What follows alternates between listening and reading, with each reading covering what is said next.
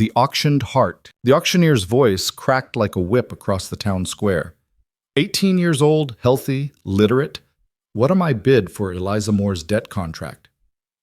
Eliza stood on the platform, the Wyoming sun burning through her threadbare dress, as men shouted numbers like she was horseflesh. Her father's gambling had taken everything, their land, their dignity, and now her freedom. She tried to breathe through the shame, tried not to see the leering faces. Then a quiet voice cut through the chaos. $500. The crowd went silent. A rancher she'd never seen raised his hand again. Final offer, $1,000. Before we begin Eliza's journey from auctioned girl to chosen woman, please hit that like button and comment what city you're watching from. I love seeing how far these stories travel. Now, let's discover what happens when a desperate transaction becomes something neither of them expected. The hammer fell with a sound that echoed inside Eliza's chest like a death knell. Sold to Nathan Hale for $1,000. The crowd erupted in whispers. $1,000 was rancher money, serious money, the kind you didn't spend on a debt contract unless you were desperate or foolish. Eliza's legs trembled beneath her as the auctioneer gestured her down from the platform. She descended the wooden steps carefully, aware that every eye in Copper Ridge was watching her fall from respectable merchant's daughter to purchased help. The man who'd bought her contract stood apart from the crowd, hat pulled low against the afternoon glare. Nathan Hale. She'd heard the name. Everyone had. Widower. Kept to himself on a ranch somewhere in the hills. Had children, though no one saw them in town much anymore. He was perhaps 30, with the lean, weathered build of a man who worked from dawn to dusk. His face was all hard angles and sun-bronzed skin, and his eyes, when they briefly met hers, held no emotion she could read. Not cruelty, not kindness, just a flat, exhausted acceptance. "Get your things," he said. His voice was rough from disuse, like he wasn't accustomed to conversation. "I don't have things anymore." The words came out steadier than she felt.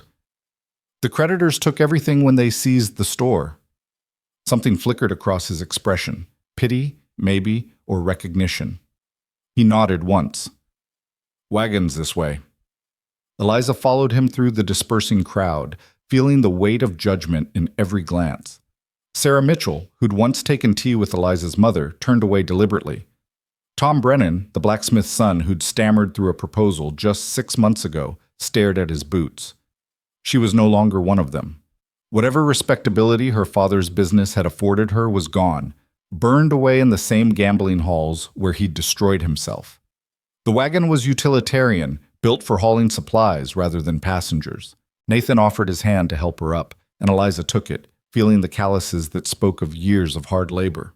She settled onto the bench beside him, acutely aware of the space between them, of how strange it was to sit beside a man who now legally held her contract for the next 5 years. "Where's your ranch?" she asked, as he guided the horses toward the edge of town. 2 hours north, up in the hill country." "I see." 2 hours away from everything she'd ever known. 2 hours from the life that had already ended. "And your children?" "Twins, Milo and Clara, 6 years old." He paused, jaw working like he was chewing words before spitting them out.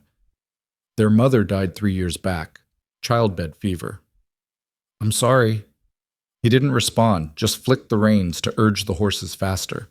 Copper Ridge fell away behind them, and with it, the last threads connecting Eliza to her former life. The road north wound through stands of cottonwood and pine, climbing gradually into rougher country. The summer heat pressed down like a hand, and dust rose from the wagon wheels in pale clouds. "The others didn't last," Nathan said abruptly. Eliza turned to him. "Others?" "Housekeepers. Had 4 in 2 years, longest stayed 3 months. He kept his eyes on the road. "The twins, they're difficult, angry. They don't take to strangers. Because they're grieving. Because they're wild." His hands tightened on the reins. "I work the ranch dawn to dark. I can't watch them every minute. They need someone who won't run at the first sign of trouble." "And you think because you purchased my contract, I can't run?" He looked at her then, really looked at her, and something in his gaze made her breath catch. "I think a woman who can stand on that auction block with her head up has more steel in her spine than the ones who came before. I need that steel, Miss Moore. My children need it. The honesty surprised her. She'd expected coldness, perhaps cruelty masked as authority. Instead, she heard desperation underneath his rough words. A father drowning, reaching for anything that might save his family. "What exactly do you expect from me?" she asked quietly. "Keep the house. Cook. Mind the children. Help with the garden and preserving." He paused. "I paid a lot of money for your contract. I expect you to honor it. And if I don't meet your expectations..." His jaw clenched. "The contract is legal. You signed it. But I'm not a man who beats his help or demands more than honest work." He met her eyes. "You do your job, I'll do mine. 5 years will pass, and you'll have your freedom and the settlement payment. That's the bargain." It wasn't comfort, but it was something. Eliza nodded, turning her attention back to the road. The landscape grew wilder as they climbed, rocky outcroppings breaking through the earth like bones, stands of pine giving way to open meadows where cattle grazed. It was beautiful in a harsh, unforgiving way, like everything else about this new life. The sun was touching the western peaks when Nathan guided the wagon through a wooden gate and up a long drive. The ranch house came into view, a sturdy log structure with a wide porch, weathered but well-maintained. Outbuildings dotted the property: barn, stable, chicken coop, smokehouse. Beyond them, fenced pastures rolled toward the tree line. It was isolated, set in a valley with mountains rising on 3 sides. The nearest neighbor was probably miles away. "We're here," Nathan said, setting the brake. Before Eliza could respond, the front door banged open, and 2 small figures exploded onto the porch. The twins were mirror images, dark hair falling past their shoulders, sun-browned skin, bare feet. The boy wore patched trousers and a shirt that had seen better days. The girl's dress was practical homespun, the hem muddy. They stared at Eliza with identical expressions of hostile suspicion. "This is the new one?"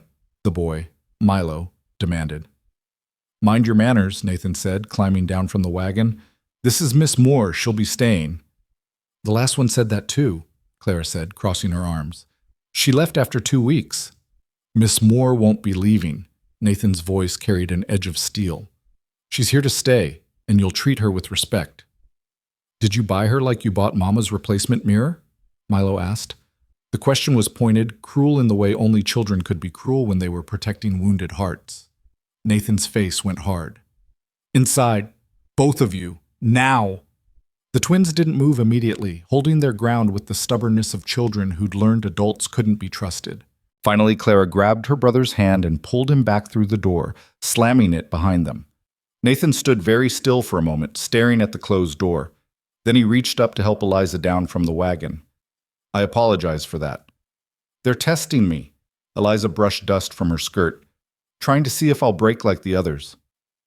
"Will you?" She thought about the auction block, about standing in front of the entire town while they decided her worth in dollars and cents, about watching her father drink himself to death while she tried to hold together a failing business, about the moment the creditors came, about losing everything. "I've already been broken, Mr. Hale," she said quietly. "What your children do won't be worse than what I've survived."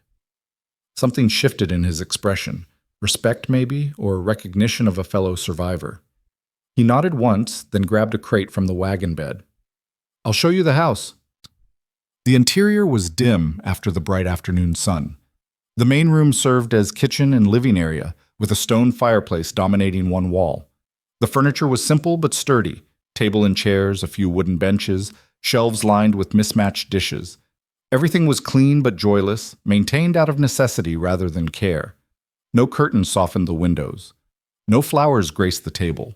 No touches that spoke of a woman's presence.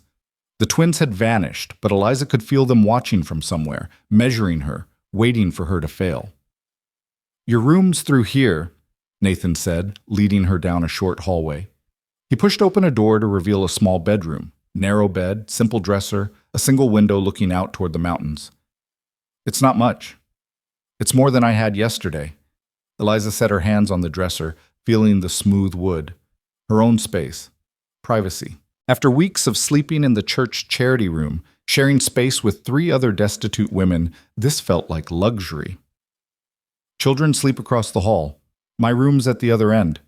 He shifted uncomfortably, as if realizing how intimate these arrangements were. I'll expect breakfast at dawn. The children usually wake around then. I'll be ready. He nodded, backing toward the door. There's bread and cheese in the cold box. Help yourself. I need to see to the horses. And then he was gone, leaving Eliza alone in the strange room that was now hers. She sat on the bed, feeling the unfamiliar mattress beneath her, and finally allowed herself to feel the full weight of the day. Sold, purchased, brought to an isolated ranch to care for hostile children and manage a house that felt like a tomb. She could have cried. Part of her wanted to, but Eliza had learned that tears changed nothing. Action did. Choice did. And while she hadn't chosen to be sold at auction, she could choose how she faced what came next. Rising, she smoothed her dress and went to find the kitchen properly. If she was going to earn her keep, she might as well start now. The cold box yielded bread, cheese, butter, and some withered apples. Eliza found a knife and began slicing, her hands moving through familiar motions. She'd run her father's household for years before the end, had learned to make meals from scraps and leftovers. This kitchen was better stocked than she'd expected: flour, cornmeal, dried beans, salt pork hanging in the larder. Nathan Hale might be rough around the edges, but he kept his pantry supplied. She was arranging bread and cheese on a plate when she heard the soft scuff of feet. Turning, she found both twins in the doorway, watching her with those same suspicious eyes. "Are you hungry?" Eliza asked, keeping her voice neutral. "We can feed ourselves," Milo said. "I'm sure you can. But I'm hungry, and I made enough to share." She set the plate on the table, adding the sliced apples. "You're welcome to join me." Clara looked at her brother. Some unspoken communication passed between them. Then, moving as one, they crept forward and climbed onto the bench across from her. Their movements were wary, ready to bolt at the first sign of threat. Eliza took a piece of bread and began eating, pretending not to notice when small hands reached for the cheese. They ate quickly, like they expected the food to be snatched away, and she was reminded again that these were children who'd lost their mother, who'd watched stranger after stranger come and go. "How old were you when she died?" Eliza asked quietly. Milo's head snapped up. "Who?" "Your mother." Clara's eyes filled with sudden tears. 3. We were 3. That's very young to lose someone you love. "What do you know about it?" Milo demanded. "You don't know anything about us." "You're right, I don't." Eliza met his hostile gaze steadily. "But I know what it's like to lose everything. My mother died when I was 10. My father destroyed himself gambling, and when he died, the creditors took everything we had. That's why I was on that auction block, because I had nothing left and no one to help me." The twins stared at her, processing this information. Finally, Clara spoke. "Did it hurt? Being sold?" "Yes." There was no point in lying. It hurt very much. It still hurts. "Then why are you here?" Milo asked. "Because I didn't have a choice. And because sometimes the only way forward is through the hurt." Eliza took another bite of bread, chewing slowly. "Your father says you're difficult, that you've driven away 4 housekeepers." "Good," Clara said fiercely. "We don't want them here. We don't want you here." "I understand that. You're protecting yourselves." Eliza leaned forward slightly. "But I'm not going anywhere. Your father paid a lot of money for my contract, and I intend to honor it, so we can spend the next 5 years fighting each other, or we can try to make this work. Your choice." Milo's jaw set stubbornly. "We'll make you leave like the others." "You can try." Eliza smiled faintly. "But I've stood on an auction block and survived. I think I can handle whatever you throw at me." For a long moment, the 3 of them sat in silence, measuring each other. Then Clara reached for another slice of apple, and Milo followed suit. It wasn't acceptance, not yet. But it was a beginning. Nathan found them like that when he came in from the barn, sitting at the table together, the plate of food half empty between them. He stopped in the doorway, surprise flickering across his face. "Time for bed," he told the twins. "Both of you, now." They slid off the bench without argument, but Clara paused beside Eliza's chair. "Your room is small," she said. "Smaller than Mama's was." "It's enough," Eliza replied. Clara studied her for another moment, then followed her brother down the hall. Their door closed with a soft click. Nathan remained in the doorway, watching Eliza with an unreadable expression. They talked to you. They tested me. There's a difference. The last housekeeper locked herself in her room the first night, said they put a snake in her bed. Did they? A garter snake, harmless. He moved into the kitchen, pouring himself water from the pitcher. I paid her what she was owed and sent her back to town the next morning. Why didn't you discipline them? He set the cup down hard. I tried. Doesn't work. They just get angrier. His voice carried years of frustration. I don't know how to reach them anymore. Used to when Martha was alive, but after she died, something broke. In them. In me. In this whole house. Eliza heard the grief underneath his words, raw and unhealed. You can't discipline away pain, Mr. Hale. They're not being difficult because they're bad children. They're being difficult because they're terrified. Terrified of what? Of loving someone who will leave them. She began clearing the table, stacking plates with efficient movements. Every housekeeper who's come here proved them right. Adults can't be trusted. Love leads to loss, so they push people away before they can be abandoned again. Nathan was quiet for a long moment, watching her work. You figured that out in one evening? I recognized it. I'm not so different from them, Mr. Hale. I've learned the same lessons. She carried the plates to the wash basin. The difference is, I'm old enough to know that not every ending has to be a loss. Sometimes you have to risk the hurt to find something worth keeping. Is that why you didn't cry today? On the auction block? The question surprised her. She turned to face him, meeting his tired eyes. I cried plenty before today, but crying in front of those people would have given them something they didn't deserve. My vulnerability. I wouldn't give them that satisfaction. You're stronger than you look. I've had to be. Eliza dried her hands on a towel. Your children need strength, Mr. Hale. Not someone who'll break at their tests. Not someone who'll prove their worst fears right by leaving. And you won't leave? She thought about the contract, about the 5 years stretching ahead, about this isolated ranch and these wounded children and this broken family she'd been purchased to help repair. It wasn't the life she'd imagined, but then standing on an auction block hadn't been part of her plans either. I gave you my word, she said quietly. I'll honor it. 5 years. Nathan studied her face like he was searching for the lie, the weakness, the breaking point. Whatever he saw there seemed to satisfy him, because he nodded slowly. Dawn comes early. I'll wake you if needed. I'll be ready. He moved toward his room, then paused. Miss Moore? Yes? Thank you for not running. The words hung in the air between them, heavy with meaning. Then he was gone, and Eliza was alone in the quiet kitchen, listening to the house settle around her. She finished cleaning, putting everything back in its place, learning the geography of her new domain. The house had good bones, she decided. Solid construction, well maintained despite the emotional neglect. It could be warm again, with effort, with care. In her small room, Eliza undressed in the gathering darkness, hanging her travel-stained dress on the single peg behind the door. The bed was comfortable, the pillow soft. Through the window, stars emerged in the vast Wyoming sky, bright and cold and impossibly distant. This was her life now. Purchased help on an isolated ranch, caring for children who didn't want her, and working for a man who barely spoke. 5 years of this.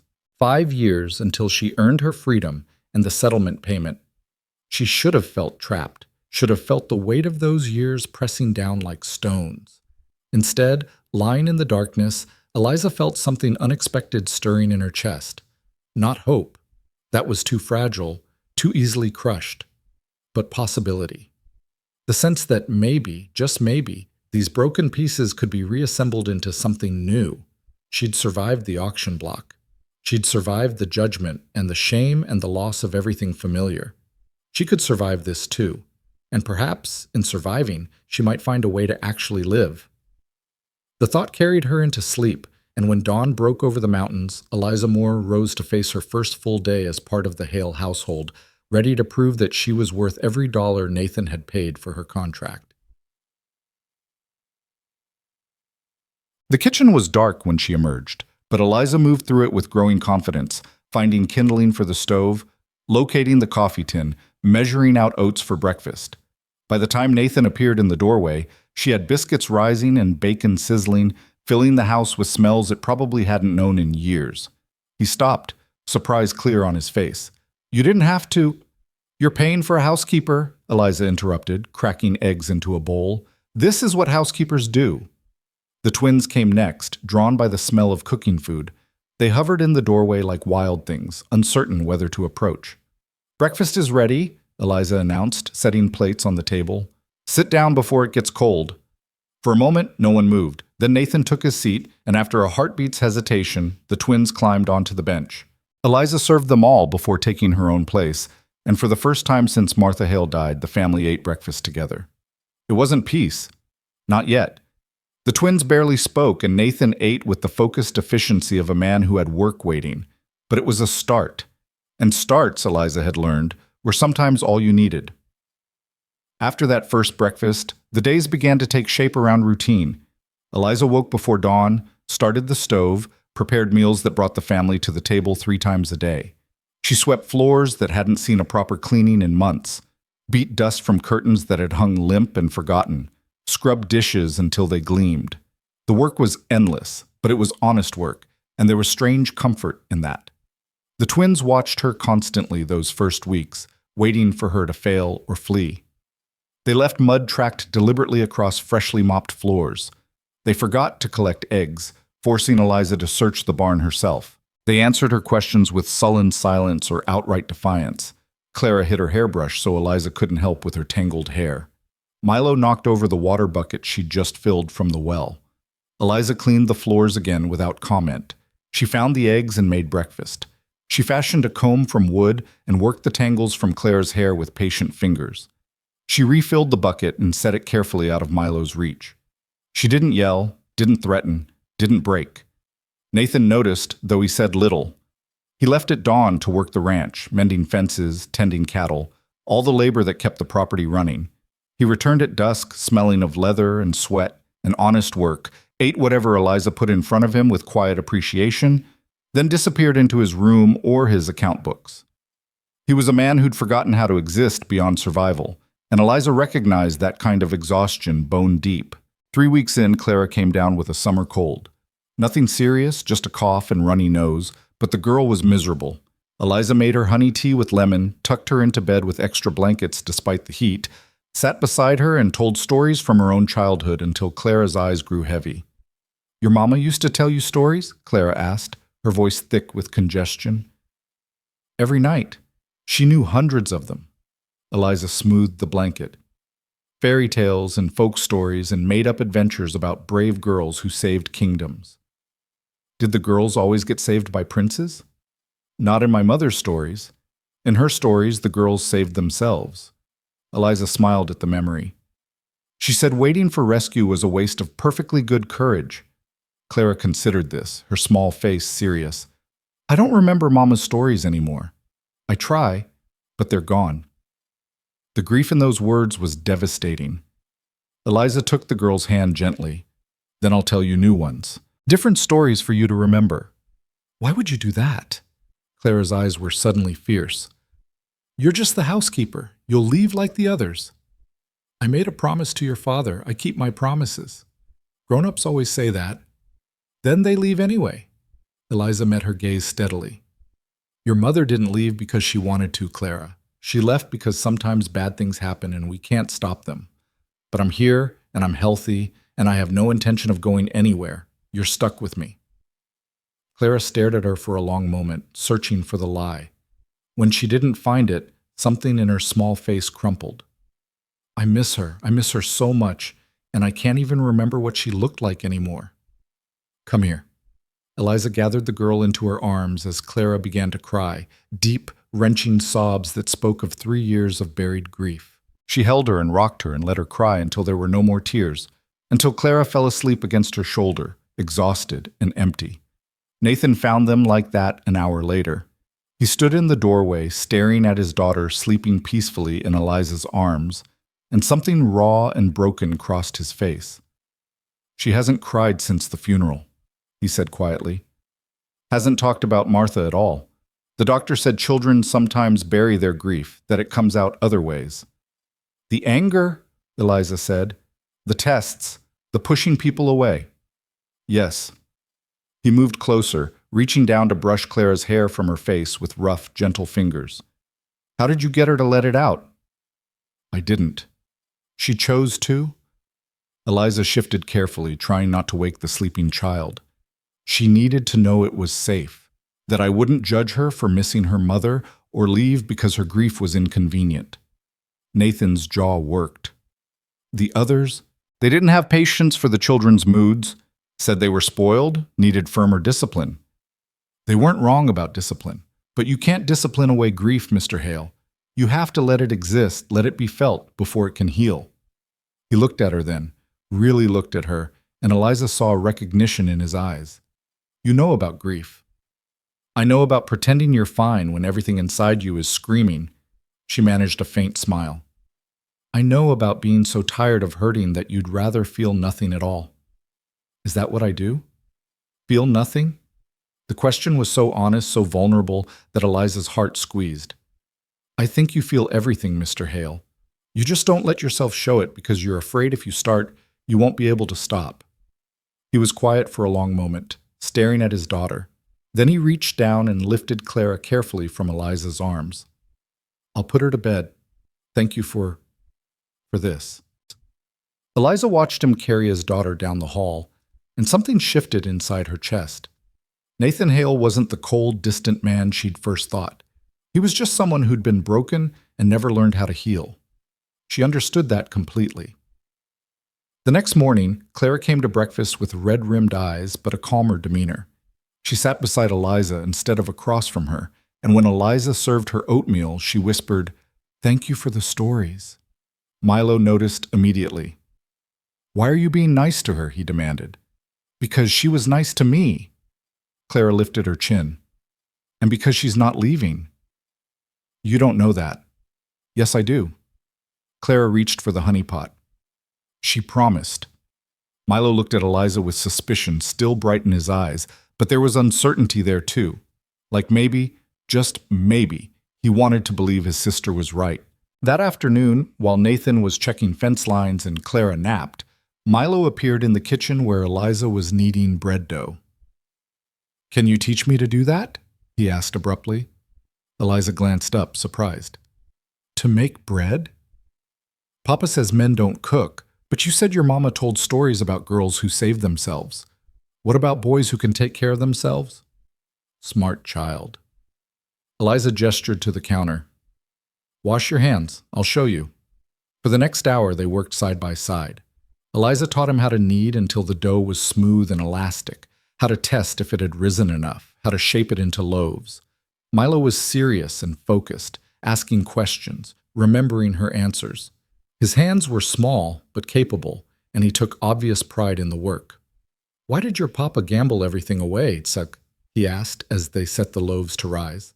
The question was designed to hurt, to test whether Eliza would get angry or defensive. She recognized the tactic. "Because he was sad and didn't know how to fix it," she said honestly. "After my mother died, he tried to fill the empty space inside him with cards and whiskey, but sadness doesn't work that way. You can't gamble it away or drink it away. You just have to feel it until it gets smaller." "Does it get smaller?" "Eventually, if you let yourself feel it instead of running from it." Milo wiped flour from his hands, his small face thoughtful. "Is that why Clara cried yesterday? To make the sad smaller?" "Yes." "I don't cry." "I know." "Papa doesn't either." Eliza looked at this serious 6-year-old boy who'd taken on the role of man of the house because his father was drowning in grief. "Crying doesn't make you weak, Milo. Sometimes it makes you brave enough to keep going." He didn't respond, but something in his posture softened slightly. When the bread came out of the oven, golden and perfect, his face lit with genuine pride. "I made that," he said wonderingly. "I actually made bread." "You did, and it's beautiful." Eliza set the loaves on the cooling rack. "You're a natural baker." When Nathan came in for supper and saw the bread on the table, he raised his eyebrows. "This is fine work."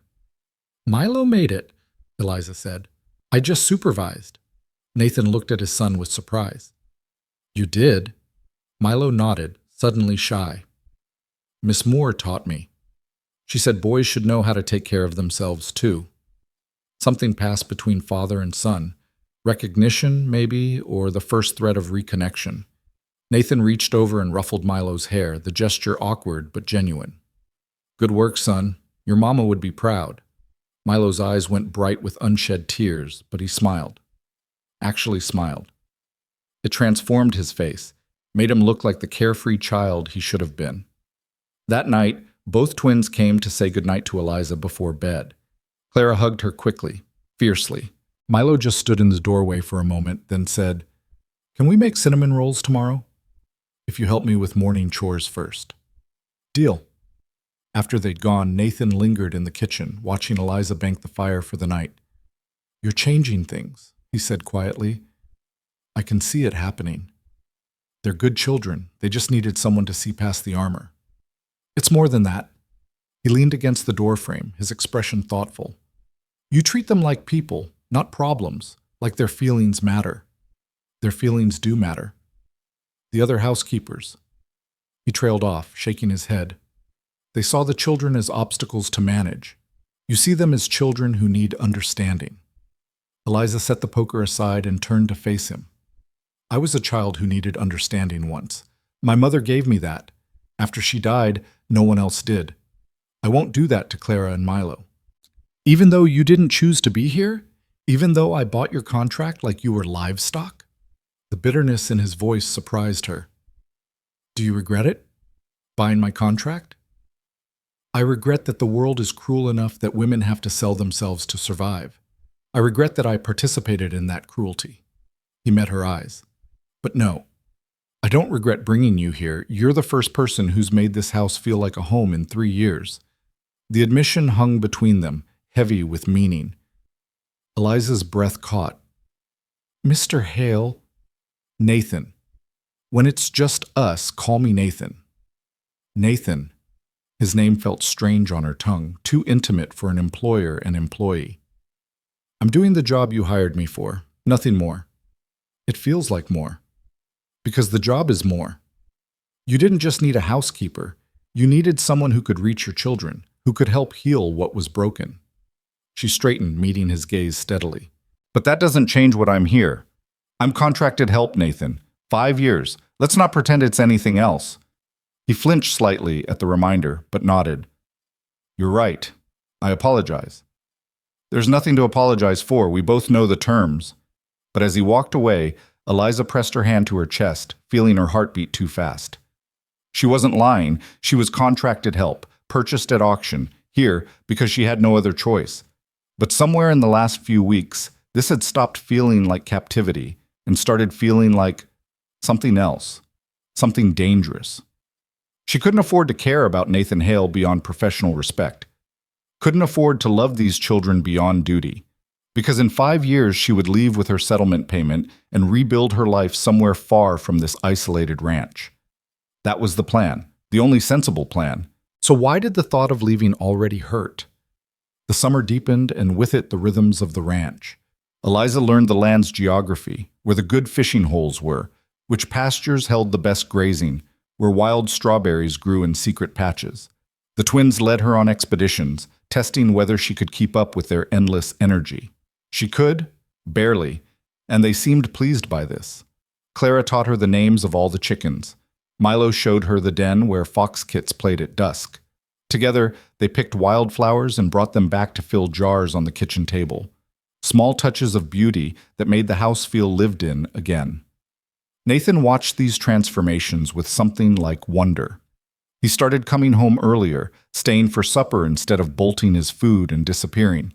He told stories about the cattle, about ornery bulls and clever cows, making the twins laugh with his dry delivery. Sometimes Eliza caught him looking at her across the table with an expression she couldn't quite read. Gratitude, certainly, but something deeper too. She tried not to notice, tried to maintain the professional distance that would protect them both. But distance was hard to maintain in close quarters, hard to maintain when Nathan helped her carry water from the well and their hands brushed, hard when she mended his shirts and had to imagine his body filling them, hard when he smiled, rare and beautiful as mountain gold, and her heart stumbled. One evening in late July, a summer storm rolled in fast and violent. Lightning split the sky and thunder shook the house. Clara came flying into Eliza's room, terrified, and climbed into bed beside her.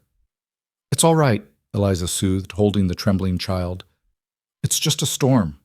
We're safe inside." "Mama died during a storm like this," Clara whispered. "It was raining when she stopped breathing." Milo appeared in the doorway, trying to look brave but clearly frightened.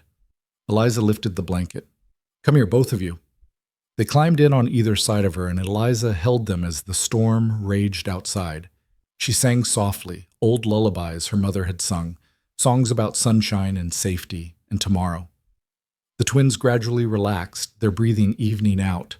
Nathan found them like that near midnight. The storm had passed, and moonlight filtered through the window, illuminating the scene. Eliza with both children curled against her, all three of them peaceful in sleep. He stood there for a long time, just watching. Then he carefully lifted Milo, carrying him back to his own bed. When he returned for Clara, his hand brushed Eliza's shoulder. She woke instantly, disoriented. "Nathan?" "Storm's over. I'll take her back to her room." She was frightened. She said Martha died during a storm like this. Pain flashed across his face. "She did. I've tried to help them through storms, but they just remember—" He trailed off, lifting his sleeping daughter gently. "Let me come with you." Eliza rose, following him down the hall. They tucked Clara into bed together, and when they stepped into the hallway, Nathan caught her hand. "Thank you," he said quietly, "for being here. For them. For—" He swallowed hard. "For all of it." His hand was warm, calloused, strong. Eliza knew she should pull away, should maintain the boundary between employer and employee. Instead, she squeezed his fingers gently. "They're easy to love," she said. "They're not the only ones." The words hung in the air between them, dangerous and true. Eliza's breath caught. Nathan's eyes were dark in the dim hallway, filled with something that made her heart race. "We can't," she whispered. "I know." "I'm contracted help. You bought me. This isn't— It can't be." "I know," he said again, but he didn't let go of her hand. "I'm sorry, Eliza. I'm sorry for how you came here. I'm sorry I participated in a system that forces women to be sold like property. I'm sorry for all of it." "Then why did you buy my contract?" "Because I was desperate. Because my children needed someone and I'd failed them so completely that I didn't know what else to do." His voice was raw with honesty. "Because when I saw you standing on that platform with your head up and your eyes forward, I thought, she's strong enough. She won't break. You needed strength.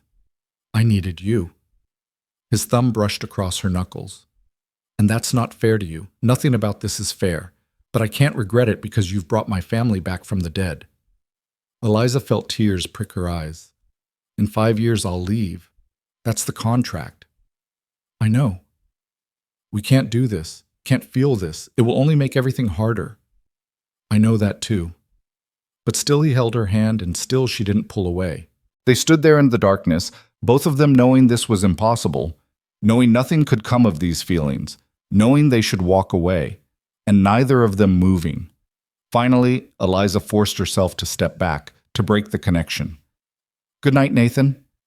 "Good night, Eliza." She returned to her room and closed the door, leaning against it with her heart pounding.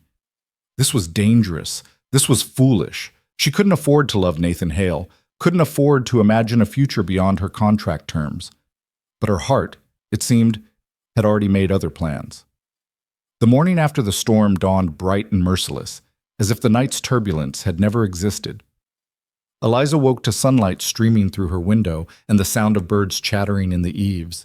For a moment she let herself simply lie there, remembering the weight of Nathan's hand in hers, the raw honesty in his voice when he'd said those impossible words. Then she rose and dressed, braiding her hair with efficient fingers, and went to start breakfast.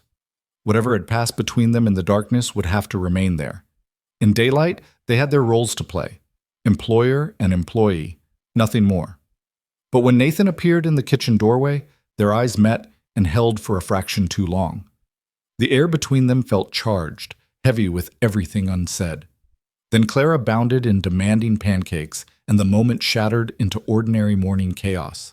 The twins seemed lighter that day, as if the storm had washed away some invisible weight. They chattered through breakfast, made plans for checking the creek to see if it had flooded, argued cheerfully about whose turn it was to feed the chickens. Nathan watched them with something like amazement, as if seeing his children truly happy was a phenomenon he'd forgotten existed. "Can Miss Eliza come to the creek with us?" Milo asked, syrup dripping from his chin. "Miss Eliza has work to do," Nathan said. "The work can wait an hour." Eliza surprised herself with the words, "If you don't mind me taking time away from the house." Nathan's expression softened. "I don't mind." So they went to the creek, all four of them, walking through meadows still damp with rain, the mountain air sharp and clean. The twins raced ahead, and Nathan fell into step beside Eliza, close enough that their shoulders nearly brushed. "They're different," he said quietly, "since you came. It's like watching them wake up from a long sleep. They just needed permission to be children again. And I couldn't give them that. I was so buried in my own grief, I couldn't see theirs." He paused, picking up a smooth stone and turning it over in his palm. "Martha would have been ashamed of me, of how I let everything fall apart. Martha would have understood that grief isn't logical or fair, that it takes as long as it takes." Liza watched the twins splash in the shallow creek ahead. "You did the best you could, Nathan. You kept them fed and sheltered and safe. That's not nothing. It's not enough. No, but it's what you had to give at the time." She glanced at him. "You're doing better now, being more present. They notice." He was quiet for a moment, watching his children play. "I'm trying. It's hard letting myself feel things again.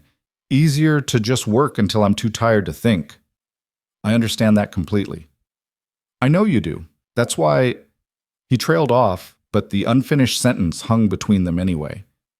They reached the creek bank where the twins were hunting for interesting rocks. Clara had hiked her skirt up to her knees and was wading fearlessly through the current. Milo crouched on a flat boulder, studying something in the shallows with intense concentration. "Papa, look!" Clara held up a piece of quartz that caught the light. "It's beautiful." "It is. You should keep that one." "That." Nathan's voice was warm, genuine. Then he turned to Eliza. "Can you swim?" "I never learned." "Never?" He looked surprised. "You grew up in a town with a river running through it." "My father didn't approve of girls swimming, said it wasn't proper." Eliza smiled faintly. "There were a lot of things he didn't approve of." Nathan studied her face. "Did you always do what he approved of?" "Until I had no choice but to do otherwise." She met his gaze. "Sometimes following the rules just leads to a different kind of prison. And now you're in an actual prison, because of me." "This isn't a prison, Nathan. It's a job. There's a difference." "Is there?" "When you can't leave, when you're bound by legal contract. When I stood on that auction block, I had nothing. No home, no family, no prospects except charity work or worse." Eliza turned to face him fully. "You gave me a place where I'm needed, where my work matters, where I can make a difference in two children's lives. That's not imprisonment, it's purpose." He looked at her like she'd said something profound instead of simply true. "You humble me, Eliza Moore." "That's not my intention. I know, that's what makes it powerful." He glanced back at the twins. "They love you. You know that, don't you? They're learning to trust me. That's not the same as love. It's the beginning of love, and for children who've been afraid to love anyone for 3 years, that's everything." Before Eliza could respond, a shout split the air. They both turned to see Milo standing on his boulder, pointing downstream. "Papa, there's a calf stuck in the mud!" Nathan was moving before Milo finished speaking, Eliza right behind him. They found the animal 50 yards downstream, a young heifer mired in thick mud where the bank had collapsed during the storm. The calf was bawling in distress, struggling weakly, sinking deeper with each movement. "She's been here a while," Nathan assessed, already pulling off his boots. "Probably wandered down during the storm and got trapped when the bank gave way." "Can you get her out?" Clara asked, frightened. "I'm going to try. Eliza, keep the children back. This mud is dangerous." But as Nathan waded into the muck, it became clear one person wouldn't be enough. The calf was heavy, and the suction of the mud was fierce. He managed to get a rope around her shoulders, but when he tried to pull her free, she panicked and thrashed, nearly taking Nathan down with her. "I need help," he gritted out. Eliza didn't hesitate. She kicked off her shoes and waded in, ignoring the cold shock of the mud sucking at her legs. "Tell me what to do." "Grab the rope. When I say pull, you pull with everything you've got." They positioned themselves on either side of the struggling calf. The mud was chest deep now, thick and clinging. Eliza could feel it trying to drag her down, feel the danger in every movement. "Ready?" Nathan's face was set with determination. "Pull." They heaved together. The calf bawled and struggled. For a moment nothing happened, just straining muscles and burning lungs and the awful resistance of the mud. Then, inch by inch, the calf began to move. "Keep pulling," Nathan shouted. "Don't stop." Eliza pulled until her arms screamed, until she thought her shoulders would separate. The twins were yelling encouragement from the bank. The calf made one final desperate lunge, and suddenly she was free, scrambling up the bank in a shower of mud and water. Eliza lost her balance in the sudden release of tension. She felt herself falling backward, the mud reaching up to claim her. Then Nathan's arm caught her waist, hauling her upright with surprising strength. They stood there in the mud, breathing hard, Nathan's arm still around her. Eliza could feel his heart pounding against her back, could feel the warmth of his body through their sodden clothes. For a moment, neither of them moved. "You all right?" he asked, his voice rough. "Yes. You?" "Fine." But he didn't let go. "Papa! Miss Eliza, you're covered in mud!" Milo's delighted voice broke the spell. Nathan released her, and they waded back to shore, where the twins were laughing at their bedraggled state. Eliza looked down at herself. Mud caked her dress from chest to hem, her hair had escaped its braid, her hands were black with muck. She must have looked absolutely ridiculous. She started laughing. She couldn't help it. Nathan joined in, and then the twins, and they stood there by the creek in the bright morning sun, laughing until their sides hurt. "You saved the calf," Claire said proudly. "Both of you together." "We did." Nathan looked at Eliza with something warm and complicated in his eyes. "Good teamwork, Miss Moore." "Likewise, Mr. Hale." They walked back to the ranch still covered in mud, the rescued calf trailing behind them like a grateful puppy. The twins peppered them with questions about the rescue, acting out the dramatic moments with enthusiastic gestures. It felt like a family outing, Eliza realized, like they belonged together. The thought should have frightened her. Instead, it settled into her chest like warmth. Back at the house, Nathan headed to the barn to properly check the calf, while Eliza heated water for baths. She scrubbed the twins first, getting them clean and dressed, then tackled her own mud-caked self. The hot water felt like heaven on her strained muscles, and she let herself soak for a few extra minutes, thinking about Nathan's arm around her waist, about working together to save that calf, about how natural it had felt. She was in dangerous territory, she knew it, but knowing didn't seem to make any difference. That evening, Nathan came to supper freshly washed, his hair still damp. The calf was fine, he reported, already reunited with her mother in the pasture. The twins celebrated this news with extra helpings of the berry cobbler Eliza had made, and the meal stretched into comfortable conversation. After the children went to bed, Nathan lingered in the kitchen while Eliza cleaned up. "Thank you for today," he said, "for helping with the calf. You didn't have to wade into that mud." "Yes, I did. You needed help." "Most women would have stayed on the bank." "I'm not most women." Eliza set a clean plate on the drying rack. "And that calf needed both of us. One person couldn't have done it alone." He moved closer until he was standing beside her at the wash basin. "We make a good team." "For rescuing livestock, certainly. For more than that, I think." His voice was quiet, serious. "Eliza, I know I shouldn't say this. I know it's inappropriate and crosses every line between employer and employee, but I have to be honest with you." Her heart began to race. "Nathan, I'm falling in love with you." The words came out rough but sure. "Maybe I have been since the day I saw you on that auction platform, refusing to break. Maybe it started later, watching you bring life back to this house. I don't know when it happened, but I know it's true." Eliza's hands stilled in the dishwater. She couldn't breathe, couldn't think.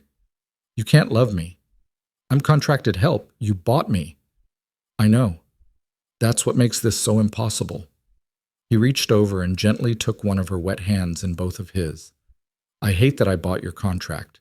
I hate that you're here because you had no choice. But I can't hate that you're here, Eliza. I can't regret knowing you. In 5 years, I'll leave. Her voice came out whispered. That's the agreement. Then we'll have 5 years. His thumbs traced circles on her palm. Or we'll renegotiate the contract, or we'll figure something else out.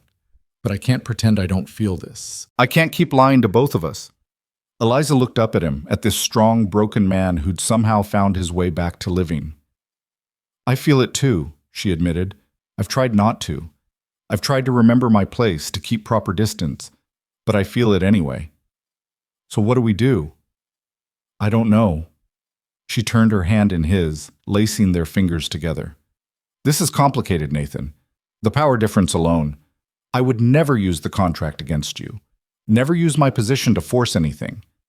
I know that, but others won't see it that way. If people find out, they'll say I had no choice, that you took advantage. Do you feel like I'm taking advantage? No, but my feelings don't change what this looks like from the outside. Nathan was quiet for a moment, his jaw working. Then he lifted her hand to his lips, pressing a kiss to her knuckles. Then we keep it between us. For now. Until we figure out what this is and where it's going. And the children? The children already love you. That won't change. He smiled faintly. Though Milo did ask me last week if you were going to be his new mama. Eliza's breath caught. What did you tell him? That you're our housekeeper and friend, that whether you stay beyond your contract is up to you. He squeezed her hand gently. I won't trap you here, Eliza. Whatever happens between us, you'll always have a choice. That's more than most women get. It's the least you deserve. They stood there in the quiet kitchen, hands joined, acknowledging something neither of them could name but both of them felt. Then Eliza gently pulled away, returning to her dishes. We should be careful, she said. Take this slowly. Agreed. But when she glanced at him from the corner of her eye, she saw him smiling. And despite all the complications, despite every reason this was foolish and dangerous, she found herself smiling too. The next weeks passed in a strange, sweet tension. Nathan and Eliza were careful in front of the twins, maintaining professional distance. But in small moments, a brush of hands while passing dishes, a shared look across the table, conversations that stretched late into the evening after the children slept, something grew between them.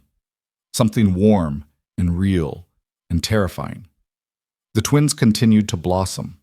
Clara lost her haunted look, became more openly affectionate, started calling Eliza Liza instead of Miss Moore. Milo's defensive walls crumbled bit by bit until he was chattering freely about his day, seeking Eliza's opinion on everything from the best fishing spots to whether frogs could really predict rain. One afternoon in early September, Eliza was in the garden harvesting the last of the summer vegetables when she heard horses approaching. She straightened, shading her eyes against the sun, and saw 3 riders coming up the drive. Visitors were rare this far from town. Nathan emerged from the barn, his expression wary. Eliza recognized the wariness. He wasn't accustomed to company, didn't welcome intrusion into their isolated world. The lead rider was a woman, perhaps 40 years old, well-dressed in traveling clothes that marked her as someone of means. The 2 men with her had the look of ranch hands. "Nathan Hale," the woman called. "That's me. What can I do for you?" "I'm Margaret Winters. I believe you know my brother, Thomas." Nathan's face went carefully blank. "I know Thomas." "Then you know he's been looking to expand his holdings. He's made you several offers for this property over the years." "And I've refused them all. Nothing's changed." Margaret dismounted with practiced ease, handing her reins to one of the men. "Perhaps something has changed. Thomas tells me you've been struggling since your wife died, that you've had trouble keeping help, that the ranch has been declining." Eliza felt ice settle in her stomach. This woman was here to make trouble. "My ranch is doing fine," Nathan said coldly, "and my personal business is none of Thomas's concern. He's concerned as a neighbor and friend. Thomas Winters is neither." Nathan's voice cut like a blade. He's a land grabber who's been circling this property like a vulture since my father died. You can tell him the answer is still no. Margaret's eyes narrowed. Then her gaze landed on Eliza, still standing in the garden, and something calculating entered her expression. And who might this be? My housekeeper, Miss Moore. Your housekeeper? Margaret looked Eliza up and down in a way that made her skin crawl. How very convenient. A young woman, isolated out here with you and your children. I'm sure the good people of Copper Ridge would be very interested to know about these arrangements. Eliza felt her face flame. The insinuation was clear, insulting, designed to shame. But before she could respond, Nathan stepped forward. Be very careful what you say next, Mrs. Winters. Miss Moore is a respectable woman who works for wages. If you're implying anything else, you're wrong, and you owe her an apology. I'm simply noting how it looks. Margaret smiled, cold and sharp. A widow, a young housekeeper, children who need a mother. It's quite a romantic picture, but romance doesn't pay bills, Mr. Hale. Thomas's offer is generous, more than generous, considering the state of the property. Get off my land. Nathan, now. His voice was steel. Before I forget my manners entirely. Margaret's smile faded. She remounted with stiff dignity. Thomas won't give up, you know. He wants this land, and he's patient. Eventually, you'll make a mistake. And when you do, he'll be there to take advantage. She wheeled her horse and rode off, her men following. Nathan stood rigid until they disappeared down the drive, then turned to Eliza. I'm sorry you had to hear that. She had no right. She's going to spread rumors. Eliza's voice shook slightly. About us.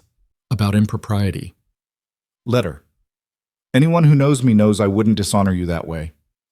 But they don't know me, Nathan. I'm the woman who was sold at auction. In their eyes, I'm already fallen. She pressed her hands to her flushed cheeks. This will hurt your reputation, and worse, it will hurt the children. He crossed the distance between them, taking her shoulders gently. Listen to me. I don't care what Margaret Winters or her snake of a brother think. I don't care what the town gossips. What matters is the truth. That you're here doing honest work, that you've helped my family heal, that everything between us has been proper and right. Has it been proper? Eliza looked up at him.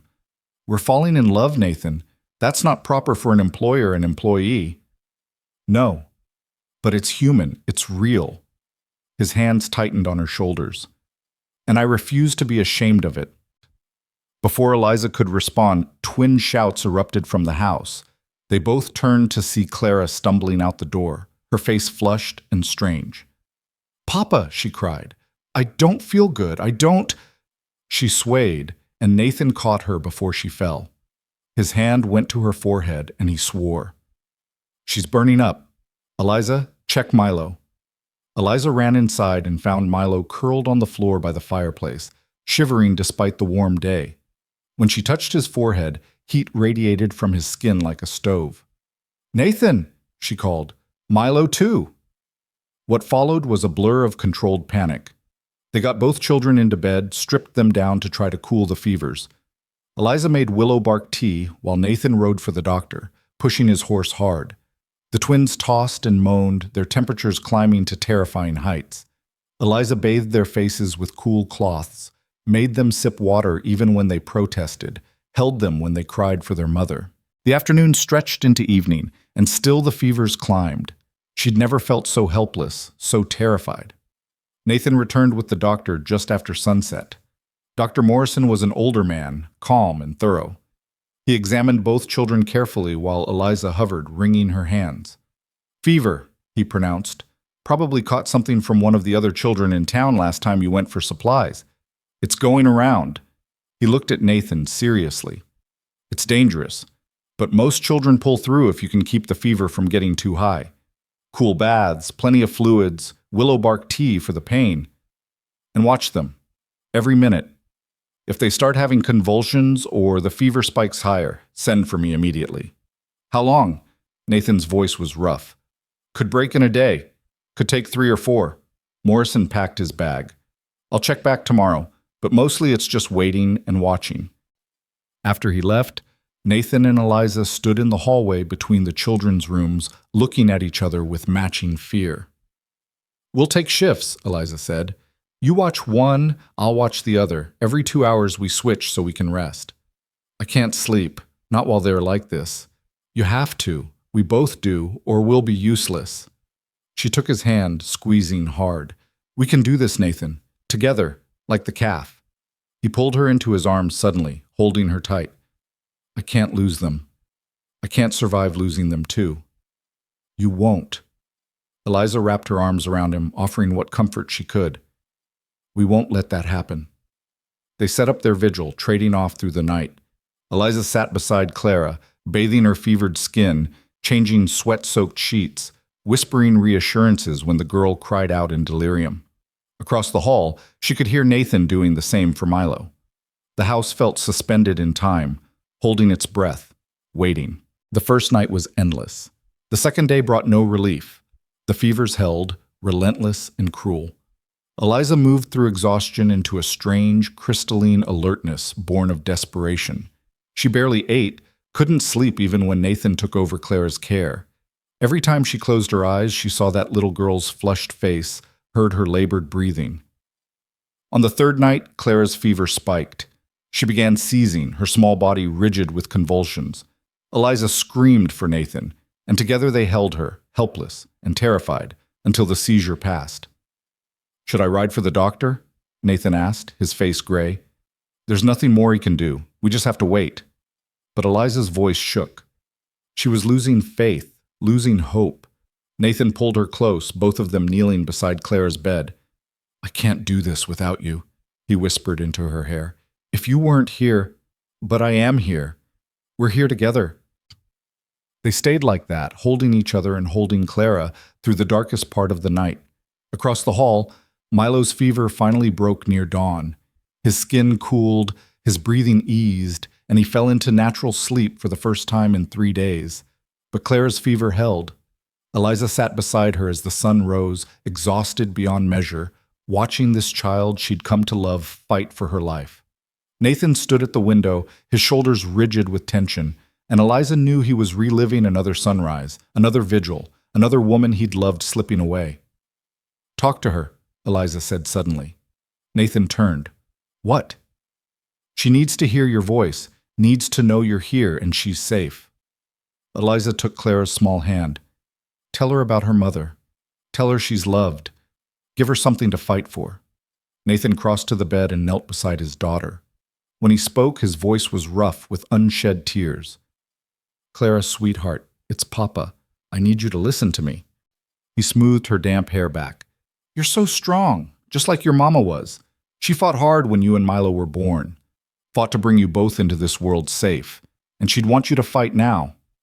He talked for an hour, telling stories about Martha, about the day the twins were born, about how proud he was of the girl Clara was becoming.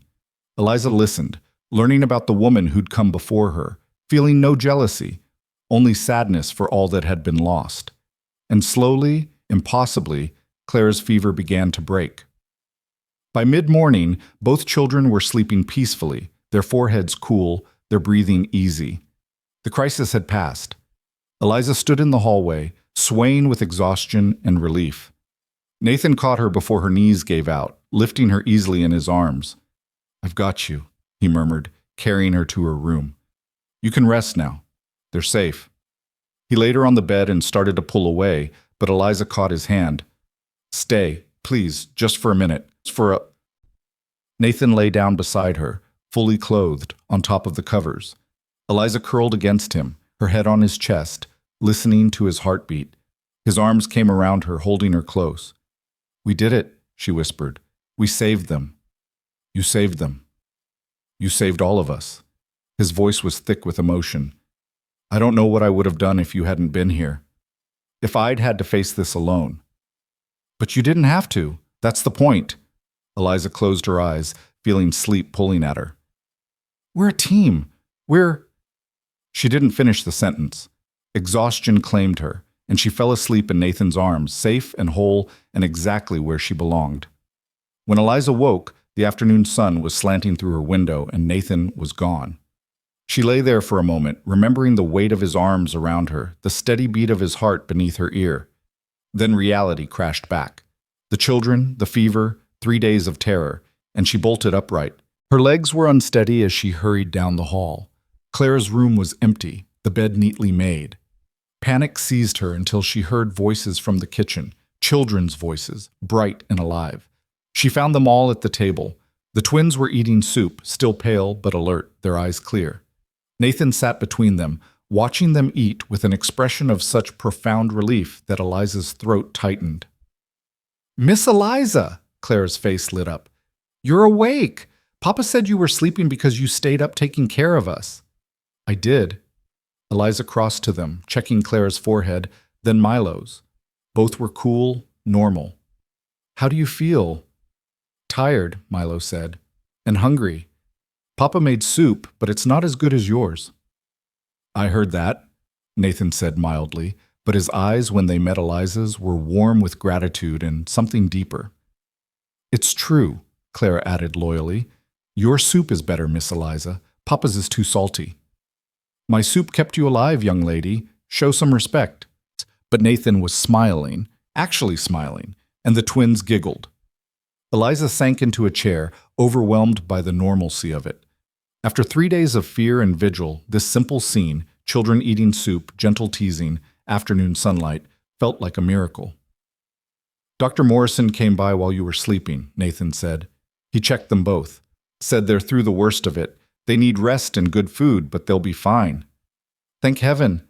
Eliza pressed her hands to her face, feeling tears threaten. "I was so frightened." "We know." Clara reached over and patted her hand. "Papa said you didn't sleep for 3 days, that you sat with me when I was sick and sang me songs." "I did sing, didn't I?" Eliza smiled through her tears. "I'm not sure my singing helped, but it was all I had to offer." "It helped," Nathan said quietly. "It helped more than you know." Their eyes held across the table, and Eliza saw everything he wasn't saying in front of the children. She saw his fear, his gratitude, his love. She saw the moment 3 nights ago when they'd knelt together beside Clara's bed, holding each other because it was the only thing that kept them from breaking. Something had shifted during that vigil. Some final wall had crumbled. They both knew it. "Can Miss Eliza stay with us forever?" Milo asked suddenly. "Not just 5 years. Forever." The question hung in the air, innocent and devastating. Nathan's expression went carefully neutral. Eliza felt her heart stutter. "That's up to Miss Eliza," Nathan said carefully. "Her contract is for 5 years. After that, she's free to go wherever she chooses." "But what if we want her to stay?" Clara's voice was small, uncertain. "What if we need her?" "Then we'd ask her," Nathan said, "and hope she'd want to stay too." Both children turned to look at Eliza with identical expressions of hope and fear. She saw herself reflected in their eyes, the person who'd stayed when others left, who'd fought for them through the fever, who'd become essential to their healing. "I'm not going anywhere right now," she said gently.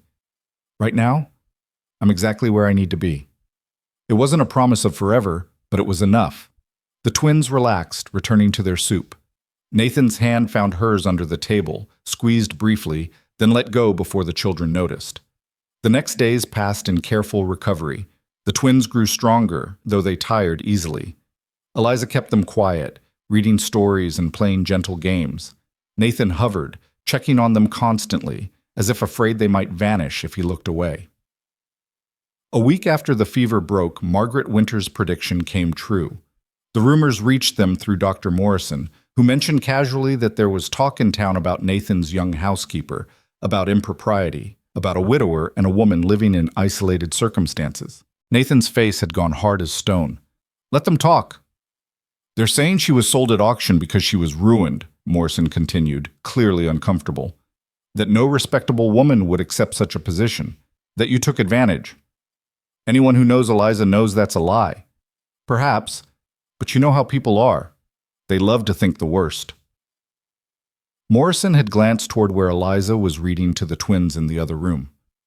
"I'm telling you this as a friend, Nathan. Be careful. These rumors can destroy reputations." After Morrison left, Nathan found Eliza in the garden, pulling weeds with sharp, angry movements. "You heard," he said. The window was open.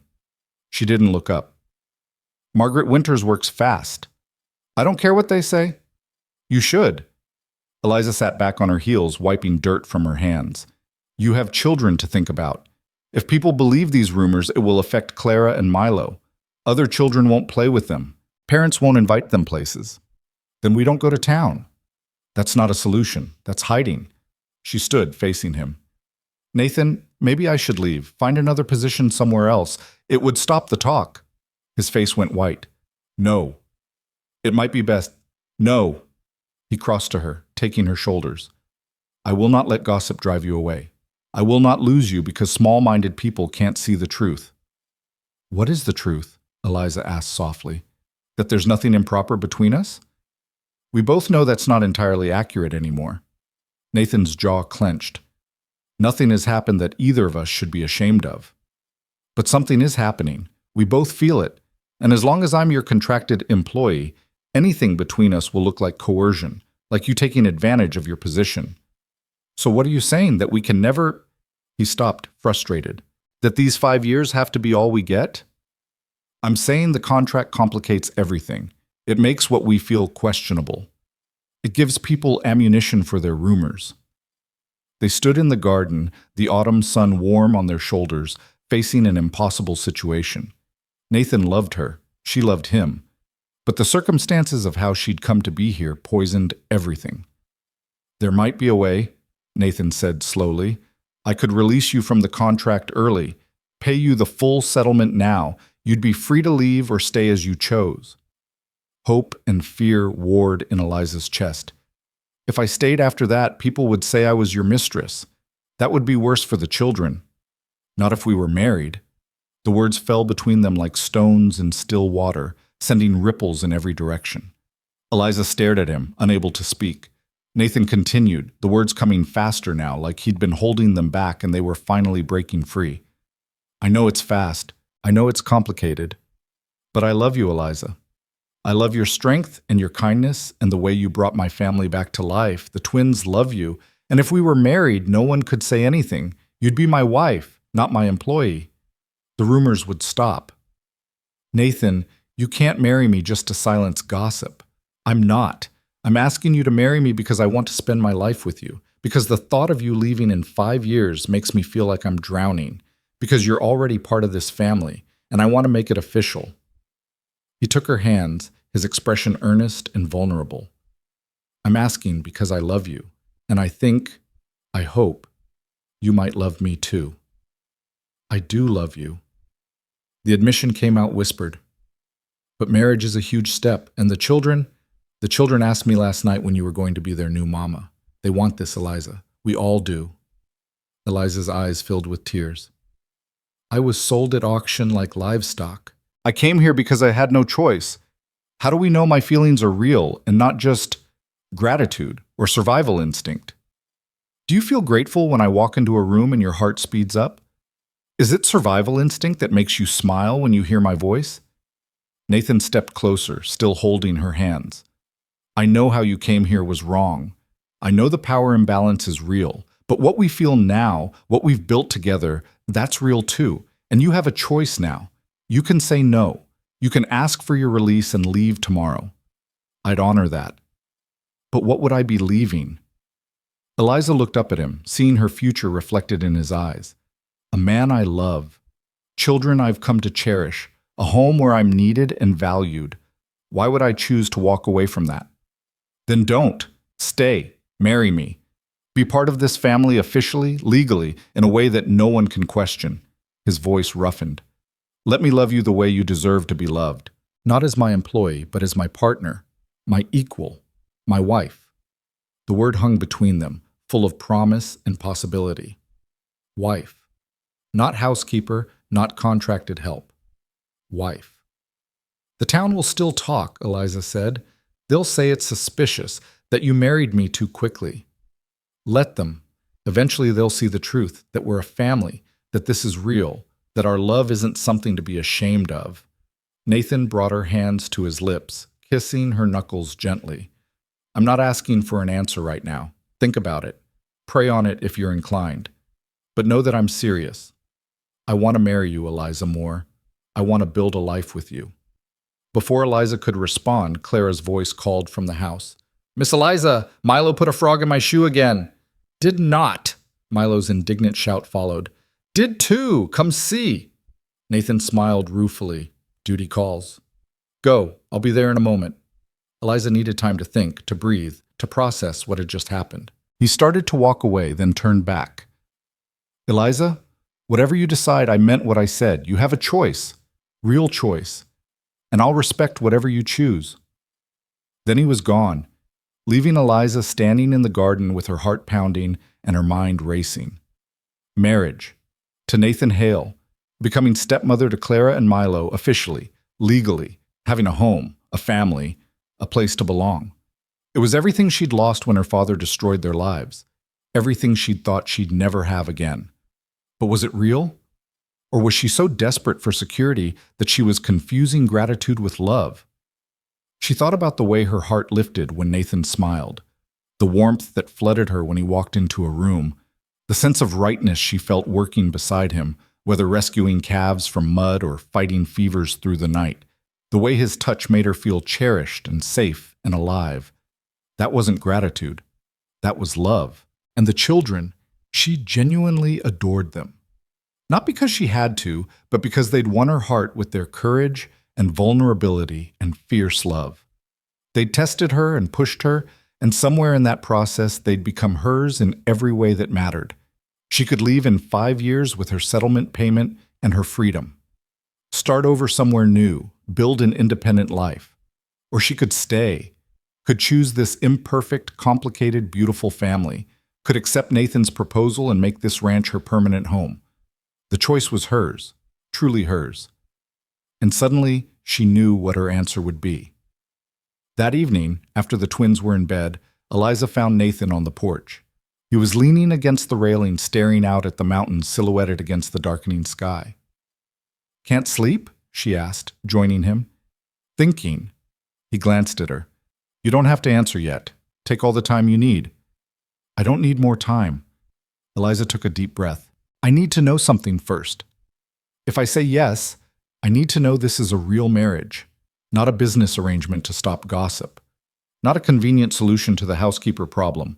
Real partnership, real commitment. It would be real. Nathan turned to face her fully. I want a wife, Eliza, a partner, someone to build a life with. I want to share my bed and my name and my future with you. I want to make more children with you if we're blessed that way. I want to grow old with you. Is that real enough? Heat flooded Eliza's face at the mention of sharing his bed, but she held his gaze. And the contract? My debt? I'll burn it tomorrow. You'll owe me nothing. Everything I have would be yours as my wife. The ranch, the accounts, all of it. Equal partners in everything. The twins might struggle with this. They loved their mother. They did. They always will. Nathan's expression softened. But they love you too, Eliza. Differently, but just as real. You're not replacing Martha. You're adding something new to our family. Something we all need. Eliza looked out at the darkening landscape, at this wild, beautiful country that had become home. She thought about standing on that auction block months ago, certain her life was over. And now here she was, being offered everything she'd thought she'd lost forever. Yes, she said quietly. My answer is yes. I'll marry you. Nathan went very still. You mean it? I mean it. She turned to him, taking his hands. I love you. I love your children. I want to be part of this family officially. I want to stay, not because I'm contracted to, but because I choose to, because this is where I belong. The joy that lit Nathan's face was blinding. He pulled her into his arms, holding her so tight she could barely breathe. Thank you. Thank you for choosing us. For choosing me. Thank you for seeing me when I was invisible. For bringing me here. For giving me a chance to be part of something beautiful. Nathan pulled back just enough to cup her face in his hands. May I kiss you? I've wanted to for months, but I didn't have the right. I wanted you to be free to choose first. I'm choosing now. Eliza rose on her toes. Kiss me, Nathan Hale. He kissed her with tenderness and passion, with months of restrained longing finally released. Eliza melted into him, wrapping her arms around his neck, feeling his heart pound against hers. The kiss deepened, grew more urgent, until they were both breathless and trembling. When they finally broke apart, Nathan rested his forehead against hers. "How soon can we marry?" "Whenever you want." "Tomorrow?" Eliza laughed, giddy and surprised. "We need to tell the children first and make proper arrangements. Maybe next week?" "Next week," Nathan agreed. "I'll ride to town tomorrow, arrange things with the minister. We'll have a simple ceremony here at the ranch, just family. The twins should be part of it, help plan it, make them feel included." "Good idea." He kissed her again, soft and sweet. "You're going to be an amazing mother to them." "I'm going to try." Eliza laid her hand over his heart. "I'm going to try to be what all of you need. You already are." They stood together on the porch as night settled over the ranch, holding each other, planning their future. And for the first time since her father's death, Eliza felt completely, perfectly at peace. The next morning, they gathered the twins in the kitchen. Clara and Milo sat on the bench, looking curious and slightly worried. "Are we in trouble?" Milo asked. "No, sweetheart." Nathan pulled up a chair to sit at their level. "Miss Eliza and I have something important to tell you. Something that will affect all of us." Clara's eyes went wide. "Is Miss Eliza leaving?" "No, the opposite." Nathan glanced at Eliza, who nodded encouragingly. "I've asked Miss Eliza to marry me, to become my wife and your stepmother, and she said yes." For a moment, both children were silent, processing. Then Clara launched herself at Eliza, throwing her arms around her waist. "Really? You're going to be our mama? For real?" "If you want me to be." Eliza held the girl close. "I would never try to replace your mother, but I love you both very much, and I'd be honored to be part of your family officially." Milo was slower to react, his expression serious. "Papa, is this because we said we wanted Miss Eliza to stay? Because you don't have to marry her just because we like her." Nathan reached over and ruffled his son's hair. "I'm marrying Miss Eliza because I love her, because she makes me happy and makes our family whole. The fact that you and Clara love her too just makes it better." "But what about Mama?" Milo's voice was small. "Won't she be sad if we have a new Mama?" Eliza knelt beside him, taking his hands.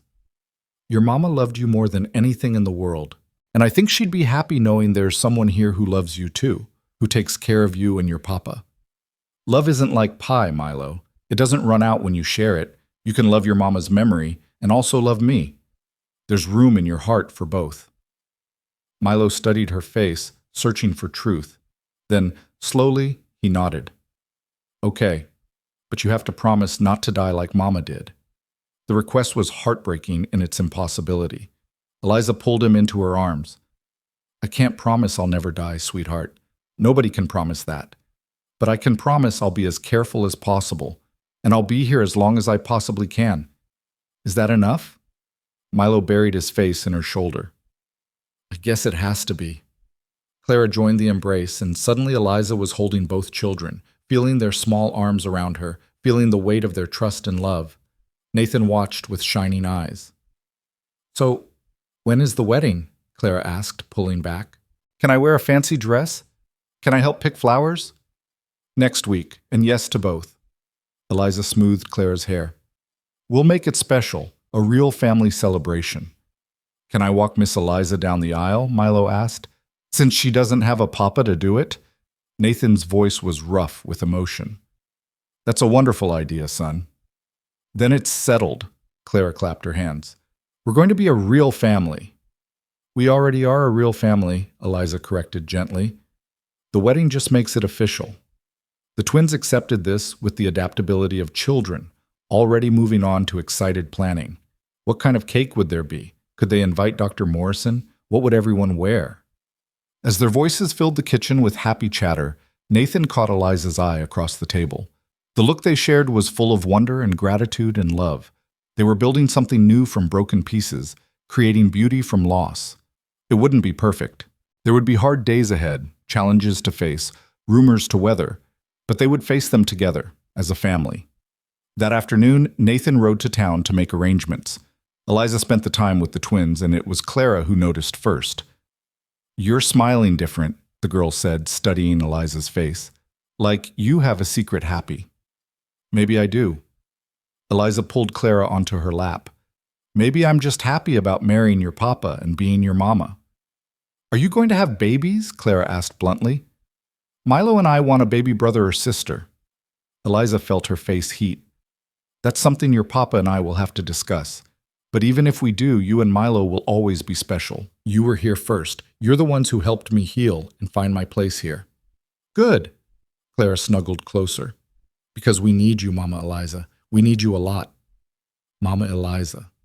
The title settled into Eliza's heart like a blessing. She held Clara close, feeling the precious weight of this child's trust, and sent up a silent prayer of thanks for the strange, winding path that had brought her here. When Nathan returned as the sun was setting, his face was troubled. What happened? Eliza asked, meeting him at the door. Town gossip is worse than I thought. He hung his hat on the peg, his movements stiff. Margaret Winters has been busy. Half the town thinks you're my mistress. The other half thinks I took advantage of a desperate woman. The minister... He paused. Reverend Jacobs refused to marry us, said it would be improper, given the circumstances. Anger flared in Eliza's chest. He has no right. He has every right. He's a minister. He can refuse to perform any wedding he feels is inappropriate. Nathan's jaw was tight. But there's another minister in the next town over, Reverend Matthews. Dr. Morrison knows him, says he's a good man, less concerned with appearances, more concerned with truth. I sent word asking if he'd come here to perform the ceremony. And if he refuses to, then we'll find someone else, or we'll travel to a town where no one knows us. Nathan took her hands. I'm not giving up on this, Eliza. We will get married, even if we have to ride all the way to Denver to do it. I don't care about a fancy wedding, Eliza said. I just care about being your wife. You'll be my wife. I promise you that. He pulled her close, resting his chin on top of her head. Margaret Winters and her brother can spread all the rumors they want. In the end, they can't stop us from being together. But that night, lying in her bed, Eliza wondered if Nathan was being too optimistic. The town's judgment was a powerful force. It could make their lives difficult, could hurt the children, could poison everything they were trying to build. She fell asleep praying for guidance, for strength, for the courage to face whatever came next. The answer came 3 days later in the form of Reverend Matthews himself. He arrived at the ranch in the afternoon, a middle-aged man with kind eyes and a weathered face. Mr. Hale? Miss Moore? I'm Reverend Matthews. I came to discuss your request for a marriage ceremony. They invited him in, served him coffee, sat nervously while he studied them both. I've heard the rumors, Matthews said bluntly, about how Miss Moore came to be here, about the nature of your relationship. I want to hear the truth from you both before I make any decisions. So they told him everything, the auction, the contract, the difficult beginning, the children's grief and slow healing, how love had grown despite every obstacle. They held nothing back, laying their story bare. When they finished, Matthews was quiet for a long moment. Then he smiled. I've been a minister for 30 years. I've seen love in many forms, some conventional, some not. But I've learned to recognize real love when I see it. He looked at them both. What you have is real, complicated, yes. Unconventional, certainly, but real and true and worthy of blessing. I would be honored to perform your wedding ceremony. Eliza felt tears of relief spill down her cheeks. Thank you. Thank you so much. When would you like to marry? Matthews asked. Nathan looked at Eliza. As soon as possible. Tomorrow, Eliza said firmly. Let's not wait any longer. Matthews nodded. Tomorrow it is. I'll return at noon. After he left, Nathan swept Eliza into his arms, spinning her around until she laughed breathlessly. Tomorrow you'll be my wife, he said, setting her down but keeping his arms around her. Tomorrow this becomes real and legal and permanent. It already feels real to me. Eliza rose on her toes to kiss him. But I'm glad we'll have it official. No more rumors, no more questions. Just us. Just family. The twins were ecstatic when they heard the news. They spent the rest of the day preparing, picking wildflowers for decorations, helping Eliza press her best dress, making plans for a celebration feast. That night, Eliza stood at her bedroom window, looking out at the ranch bathed in moonlight. Tomorrow, everything would change. Tomorrow, she would become Mrs. Nathan Hale, stepmother to Clara and Milo, partner in this ranch and this life. She thought about the girl who'd stood on an auction block months ago, frightened and alone and certain her life was over. That girl could never have imagined this ending, this beginning. But here she was, on the eve of her wedding, surrounded by love and hope and possibility. Sometimes the worst moments led to the best ones. Sometimes being broken open was the only way to let the light in. Tomorrow she would marry the man she loved. Tomorrow her real life would begin. And Eliza Moore couldn't wait. The morning of her wedding day, Eliza woke before dawn to find Clara already sitting at the foot of her bed, watching her with solemn eyes. "I had a dream about Mama," the girl said quietly. "She was wearing her wedding dress, the one Papa keeps in the trunk. She told me to give it to you." Eliza sat up, her heart squeezing. "Clara, sweetheart, that dress belongs to your mother's memory. I couldn't possibly. She said you should wear it." Clara's voice was certain. "She said you're family now, and family shares what matters, and her wedding dress matters." "Did she really say that, or is this what you want?" Clara climbed onto the bed, curling into Eliza's side. "Both, maybe. But it feels right.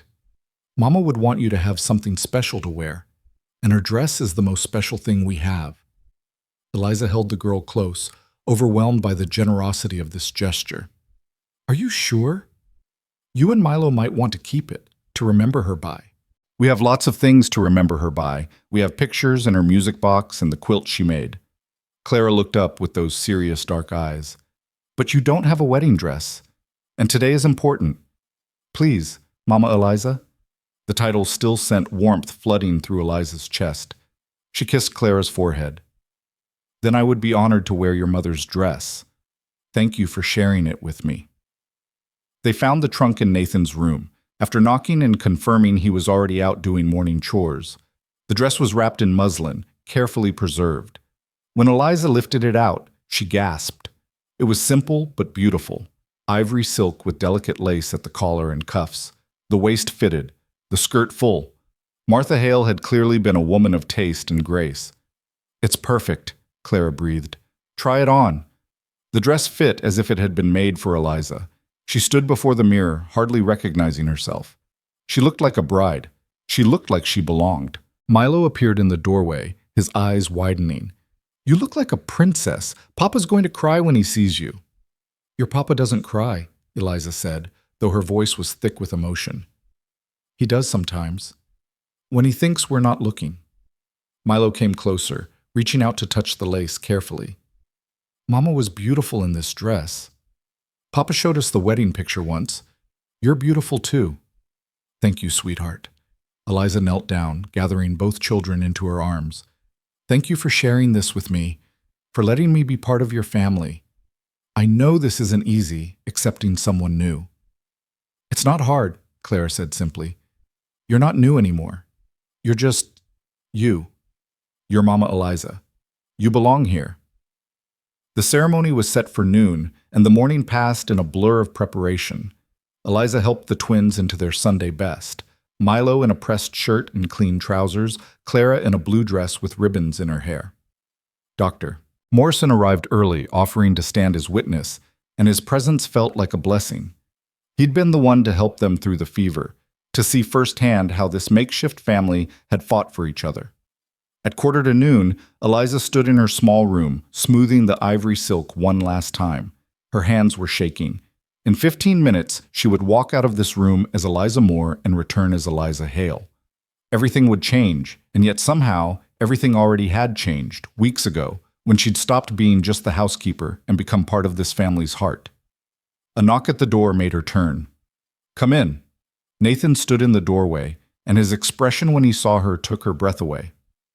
Wonder, love, and something that looked like reverence crossed his face. "You're wearing Martha's dress," he said softly. "Clara gave it to me.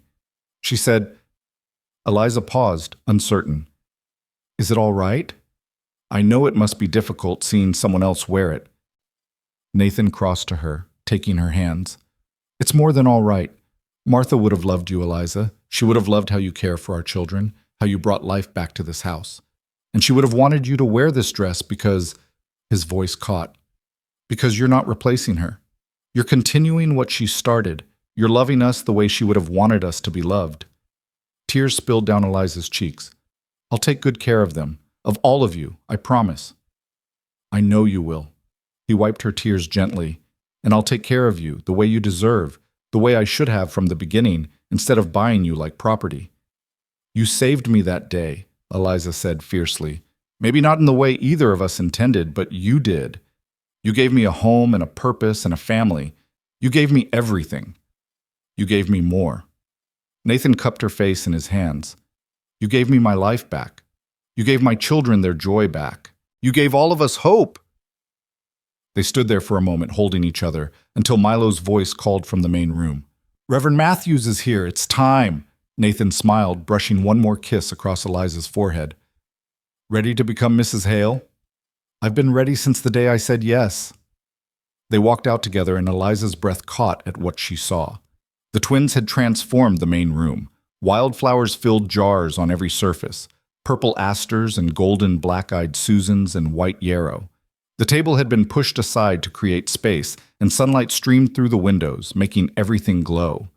Reverend Matthews stood before the fireplace, smiling warmly. Dr. Morrison waited to one side, looking pleased, and there, surprisingly, stood two more people, a couple Eliza didn't recognize. John and Sarah Fleming, Nathan explained quietly, our nearest neighbors 5 miles east, good people. I asked them to stand witness too. The Flemings smiled at Eliza with genuine warmth, and she felt some of her anxiety ease. Not everyone believed the town gossip. Some people could see the truth. Miss Moore, are you ready? Reverend Matthews asked. I am. But first, Eliza turned to the twins. Milo, you promised to walk me to your father. Will you? Milo's chest puffed with pride. He offered his arm with exaggerated formality, making everyone chuckle. Clara took her other arm, and together the three of them crossed the room to where Nathan waited. Who gives this woman to be married? Matthews asked, adapting the traditional words. We do, Clara and Milo said in unison, then stepped back to stand with Dr. Morrison. Nathan took Eliza's hands, and she felt the rightness of it settle into her bones. This was where she was meant to be. This was home. Matthews began the ceremony, his voice rich and warm. He spoke of love as a choice, as commitment renewed daily, as the foundation upon which families were built. He spoke of grief and healing, of loss and new beginnings, of how love could transform lives if people had the courage to accept it. Nathan and Eliza come before us today with a story that some might question, Matthews said, looking out at the small gathering. They met through circumstances that were painful for both. But I have seen many marriages in my years of ministry, and I can tell you this, the best marriages are not built on perfect beginnings. They're built on honest love, mutual respect, and the daily choice to honor your vows. He turned to Nathan. Nathan Hale, do you take this woman to be your lawfully wedded wife? Do you promise to love her, honor her, cherish her, in sickness and health, for richer or poorer, as long as you both shall live? I do. Nathan's voice was strong, certain. I promise all of that, and more. I promise to see her as my equal partner in all things, to respect her choices and her voice, to build a life together where she is valued and cherished every single day. Matthew smiled, then turned to Eliza. Eliza Moore, do you take this man to be your lawfully wedded husband? Do you promise to love him, honor him, cherish him, in sickness and health, for richer or poorer, as long as you both shall live? I do. Eliza's voice rang clear. I promise to be his partner and his friend, to stand beside him through whatever comes, to help raise his children with love and patience, to make this house a home for all of us. The rings? Matthews prompted. Nathan produced 2 simple gold bands, clearly purchased recently in town. He slid one onto Eliza's finger, his hands gentle. With this ring I thee wed. All that I have I share with you. Eliza took the other band, sliding it onto Nathan's finger with trembling hands. With this ring I thee wed. All that I am I give to you. Then by the power vested in me, I now pronounce you husband and wife. Matthews beamed at them. Nathan, you may kiss your bride. Nathan pulled Eliza into his arms and kissed her thoroughly, sweetly, in front of their small gathering.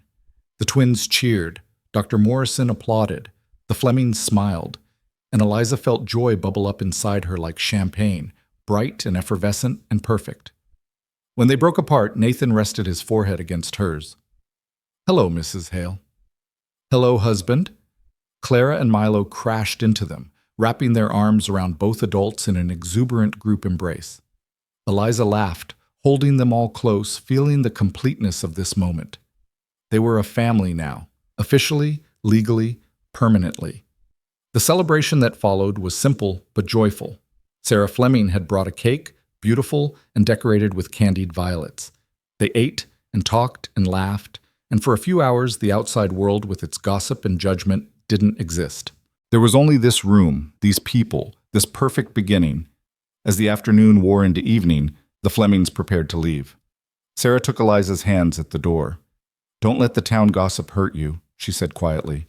"John and I know the truth. We've watched Nathan struggle these past years, watched his children grieve, and we've seen how you changed everything. That's real. That matters more than anything Margaret Winters can say." "Thank you," Eliza said, grateful beyond words. "Thank you for being here today. We're neighbors. That's what neighbors do." Sarah smiled. "And if you need anything at all, our door is always open." After they left, Dr. Morrison lingered a moment longer. "You're good for him," he told Eliza. "For all of them. I worried about Nathan after Martha died. Worried he'd lost himself completely. But you brought him back." "He brought me back too," Eliza said. "We saved each other." Morrison nodded, satisfied, and took his leave. Reverend Matthews was the last to go, pausing to clasp Nathan's hand. "Love her well," he said simply. "She's a rare woman to forgive how this began and choose to stay anyway." "I will," Nathan promised. "Every day for the rest of my life." Then they were alone, the four of them, their new family. The twins were wound up from excitement, chattering about the wedding, about the cake, about everything. Eliza listened with half her attention while helping Clara out of her fancy dress, feeling surreal and giddy and perfectly content. After the children were in bed, after the dishes were cleaned and the house settled into quiet, Nathan found Eliza standing on the porch, looking out at the stars. "Tired?" he asked, wrapping his arms around her from behind. "Overwhelmed," Eliza admitted, leaning back against his chest. "In the best way. This morning I woke up as your employee. Tonight I'm your wife. It doesn't quite feel real yet." "It's real." Nathan turned her in his arms to face him. "You're mine now, and I'm yours. For better or worse, for the rest of our lives." "I like the sound of that." Eliza traced the line of his jaw, marveling that she could touch him so freely now. "Nathan Hale, my husband. It's going to take some getting used to. We have time." He caught her hand, pressing a kiss to her palm. "We have all the time in the world." He led her inside through the quiet house to his room, their room now. Eliza's heart raced as he closed the door behind them, as he turned to her with love and desire clear in his eyes. "I've waited months to have you in my arms properly," he said, his voice rough. "Months of wanting you and holding back." "You don't have to hold back anymore." Eliza reached for the buttons of his shirt. "I'm your wife now. I want this. I want you." What followed was tender and passionate, awkward in moments as they learned each other, but perfect in its honesty. Nathan treated her like she was precious, like she was chosen, like she was loved. And Eliza gave herself fully, holding nothing back, trusting him with her body and her heart. Afterward, lying in his arms with her head on his chest, listening to his heartbeat slow, Eliza felt peace settle over her like a blanket. "Thank you," Nathan murmured into her hair. "For what?" "For saying yes, for staying, for loving us even when we didn't make it easy." His arms tightened around her. "For being exactly what we needed." "You're what I needed too." Eliza pressed a kiss to his chest. "A home, a family, a place to belong. You gave me all of that." "We're going to have a good life together," Nathan promised. "I'll make sure of it." And Eliza, drifting into sleep in her husband's arms, believed him completely. The next week settled into new rhythms. Eliza was no longer the housekeeper. She was the wife, the mother, the heart of the home. The twins adapted quickly, calling her Mama Eliza without hesitation, including her in everything. Nathan was more open, more present, sharing his thoughts and his work and his heart. But the town gossip didn't disappear. If anything, the hasty marriage fed the rumors. People whispered that Nathan had been forced to marry his mistress, that Eliza had trapped him, that the whole situation was scandalous. 3 weeks after the wedding, they went to town for supplies. The stares and whispers followed them through the general store. Women clutched their children closer when Clara and Milo approached. The shopkeeper was cold and formal, counting out their change with obvious disapproval. On the street outside, they encountered Margaret Winters with a group of other town ladies. Margaret's smile was sharp as a knife. "Mrs. Hale," she said, putting pointed emphasis on the title. "How domestic you've become. Though I suppose marriage was your only option, given the circumstances." Nathan's hand tightened on Eliza's, but she stepped forward before he could speak. "You're right, Mrs. Winters," Eliza said clearly. "Marriage was my best option, but not because I had something to hide or something to be ashamed of, because I fell in love with a good man who loves me in return, because I found a family who needed me as much as I needed them. If you find that scandalous, that says more about you than it does about us." Margaret's face reddened. "How dare you? How dare I what? Stand up for myself? Refuse to be shamed for finding happiness?" Eliza's voice was steady, calm. "I was sold at auction because my father's debts destroyed my life. Nathan Hale bought my contract and gave me a job. Over time, we fell in love and married. There's nothing improper in that story, Mrs. Winters. The only impropriety is you spreading lies to harm decent people.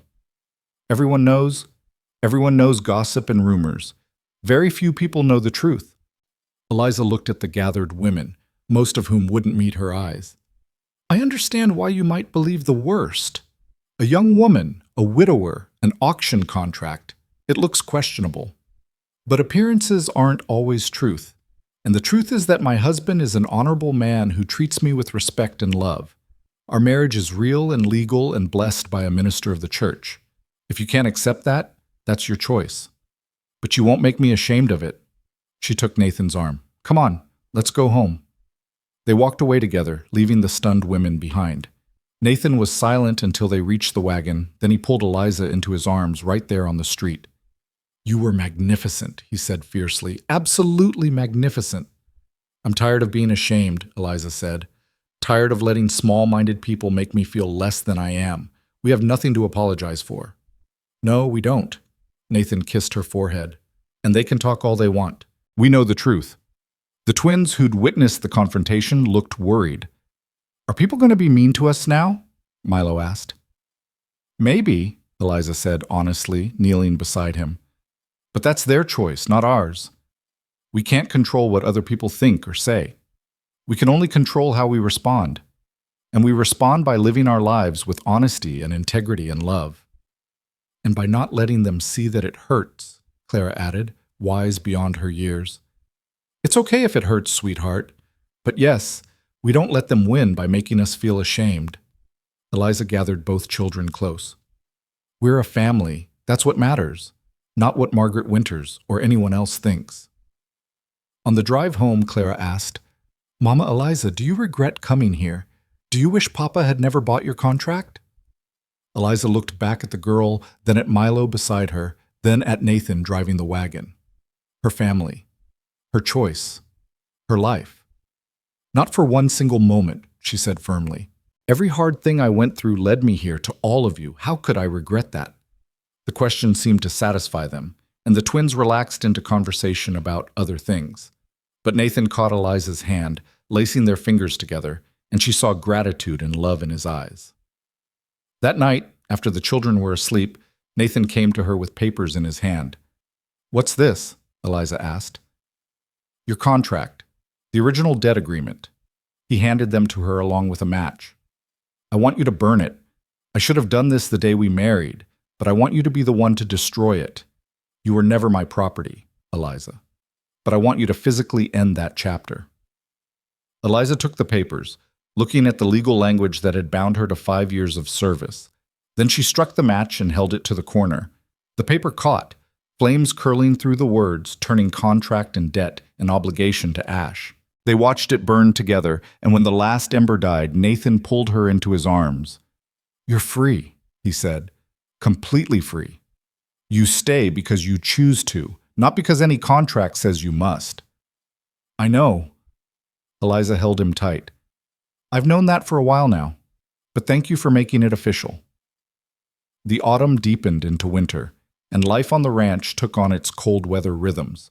Eliza learned to manage the house through snow and freezing temperatures, to preserve food and conserve resources, to keep everyone warm and fed. The twins thrived, growing taller and stronger, their grief transformed into memory rather than open wound. Christmas came, and Eliza made it special, decorating with pine boughs and berries, baking cookies with the children, creating traditions for their new family. On Christmas morning, Clara and Milo gave her a present they'd made themselves, a wooden picture frame containing a drawing they'd done together. It showed 4 stick figures holding hands in front of a house: Papa, Mama Eliza, Clara, and Milo. "For our family," Clara explained. "So you remember, you're really ours now." Eliza cried, clutching the frame to her chest. "I love it. I love you both so much." "We love you too, Mama," Milo said, and the title came so naturally now, with no hesitation or qualifier. Nathan watched from the doorway, his expression soft. Later, in private, he gave Eliza her present, a delicate locket on a gold chain. "Open it," he urged. Inside were 2 tiny photographs, one of Martha with the twins as babies, one of Eliza with the twins from just last month. "Both of you," Nathan explained. "Both mothers they've been blessed to have. I want you to wear this and remember that you're not replacing Martha. You're adding to her legacy. You're both part of our family's story." Eliza couldn't speak through her tears. She just held Nathan close, overcome by the thoughtfulness, by the recognition that she didn't have to erase Martha to claim her place in this family. By spring, something had shifted in town. The gossip hadn't disappeared, but it had lost its power. People saw the Hale family in church on Sundays, saw how the twins flourished, saw the obvious love and respect between Nathan and Eliza. Slowly, grudgingly, some began to accept that maybe the rumors had been wrong. Sarah Fleming became a good friend, visiting regularly and inviting Eliza to a ladies' quilting group. At first, Eliza was nervous, expecting judgment, but the women there were kind, curious, and eventually accepting. They saw her skill with the needle, heard her stories about the children, witnessed her quiet dignity. One afternoon in late April, Eliza was working in the garden when a wagon pulled up the drive. To her surprise, it was Margaret Winters, alone this time. Eliza stood, wiping dirt from her hands, wary. "Mrs. Hale," Margaret said stiffly, climbing down from the wagon. "May I have a word?" "Of course." Eliza gestured to the porch. "Would you like some water?" "Thank you." They sat in awkward silence while Eliza fetched 2 glasses. When she returned, Margaret was staring out at the ranch, her expression troubled. "I came to apologize," Margaret said abruptly, "for the rumors I spread, for the things I said about you and your husband. It was wrong." Eliza nearly dropped her glass. Thank you. What changed?" "My brother did something unforgivable. He tried to force Nathan to sell by threatening to spread even worse lies about your family. When Nathan refused, Thomas showed his true colors. He's not a concerned neighbor. He's a greedy, cruel man who'll destroy anyone to get what he wants." Margaret's hands twisted in her lap. "I was so focused on helping him, on believing his version of events, that I didn't see the truth. You're not the villain in this story. I am. And I'm sorry." "What happened with your brother?" Eliza asked. Nathan confronted him publicly, laid out all of Thomas's schemes and lies in front of the whole town. "My brother's reputation is ruined now, and mine along with it, because I helped him." Margaret looked at Eliza with genuine remorse. "I don't expect forgiveness. I just wanted you to know that I see clearly now. Your family is good and decent. You didn't deserve what I did to you." Eliza was quiet for a moment, then said, "Thank you for saying that. It takes courage to admit when you're wrong." "Will you forgive me?" "I will. But understand, I'm forgiving you for my own peace, not because what you did was acceptable. You hurt my family. You tried to shame me for finding happiness. That wasn't right. I know. Margaret stood. I won't take up more of your time. I needed to say it. After she left, Eliza sat on the porch, processing. Nathan found her there when he came in from the fields. You all right? He asked, sitting beside her. Margaret Winters just apologized to me. Nathan's eyebrows rose. Did she? She said you confronted Thomas publicly, destroyed his reputation. Eliza looked at her husband. You didn't tell me about that. It happened yesterday in town. Thomas cornered me outside the bank, made some threats. I'd had enough. Nathan's jaw set. I told him, and everyone within earshot, exactly what kind of man he is, what he's tried to do to our family, how he's been scheming to steal this ranch for years. By the time I was done, nobody in town will do business with him. That was risky. Maybe.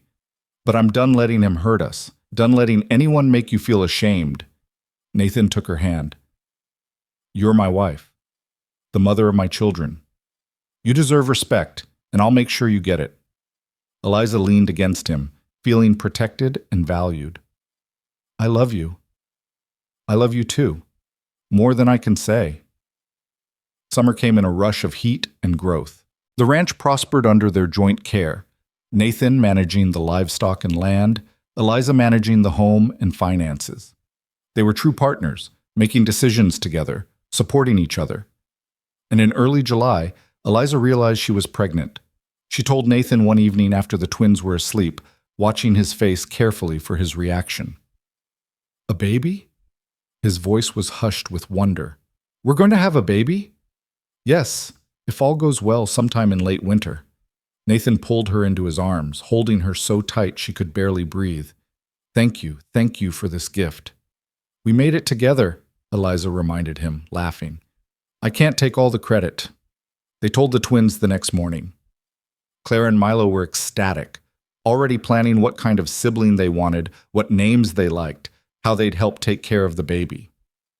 Will the baby call you Mama Eliza too? Clara asked. The baby will probably just call me Mama, Eliza said, since I'll be the only mother they know from the beginning. Is that all right with you? Both twins considered this seriously, then nodded. That's fair, Milo decided.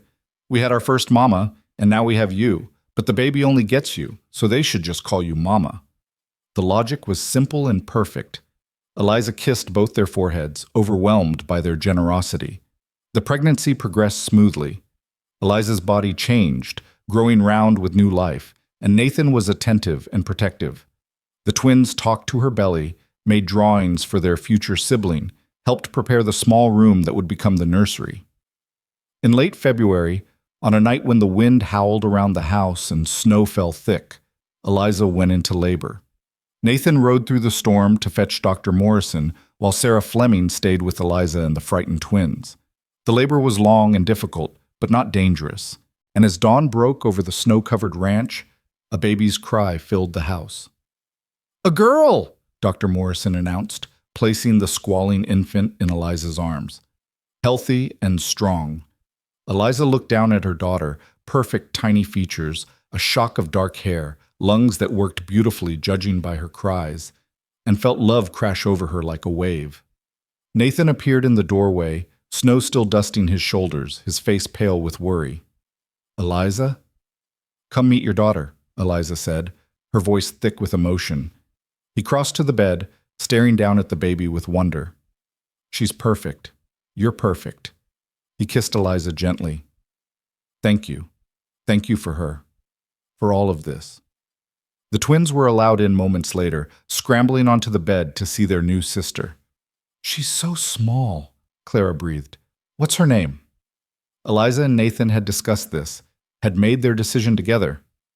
Her name is Hope, Eliza said, because that's what she represents. Hope for the future, hope for our family. Hope Hale, Milo tested the name. I like it. Hello, baby Hope. I'm your big brother. They spent the morning as a family of 5, marveling at the new life they'd created, at how complete their family felt now. Dr. Morrison and Sarah left them to their joy, and the house settled into peaceful quiet. That evening, with Hope sleeping in her cradle and the twins finally convinced to go to their own beds, Nathan and Eliza sat together by the fire. "A year ago, I couldn't have imagined this," Nathan said quietly. "Being happy, having hope, looking forward to tomorrow instead of just surviving it. A year ago, I was standing on an auction block, certain my life was over." Eliza laced her fingers with his. "And now look at us. A family, a home, a future. You changed everything, Eliza. The day I bought your contract was the day my real life started again." "No," Eliza corrected gently. "The day I chose to stay, really stay, not because of the contract, but because I wanted to. That's when both our lives started again. We chose this, Nathan. We chose each other and this family and this love. That's what makes it real." Nathan pulled her close, and they sat together watching the fire, listening to their baby daughter's soft breathing, feeling the peace of knowing they were exactly where they belonged. Months passed. Hope grew from tiny infant to laughing baby. The twins adored their little sister, fighting over who got to hold her, who could make her smile. The ranch prospered. The town gossip faded to nothing as people saw the truth. This was a real family, built on real love. On a warm autumn afternoon, Eliza stood on the porch holding Hope, watching Nathan work with the twins in the nearby pasture. They were learning to rope fence posts, the twins' attempts clumsy but determined, Nathan's patience endless. She thought about the girl who'd stood on that auction platform, frightened and alone. That girl had thought her life was ending. She'd thought being sold was the worst thing that could happen. She'd been wrong. Being sold had led her here, to this ranch, to this family, to this love. The path had been painful and complicated, but it had brought her home. Clara ran toward the house, her face bright with joy. "Mama, come see! I roped the post on my first try!" Mama. Not Mama Eliza anymore. Just Mama. Because that's what she was now, fully, completely, without reservation. "I'm coming, sweetheart," Eliza called back. She carried Hope down the porch steps, crossing the yard to her family. Nathan caught her eye and smiled, and in that smile she saw their whole story. The difficult beginning, the slow building of trust, the choosing of love over fear. She'd been auctioned, yes, she'd been purchased like property, but in the end, she'd been chosen. And she had chosen in return. And that made all the difference.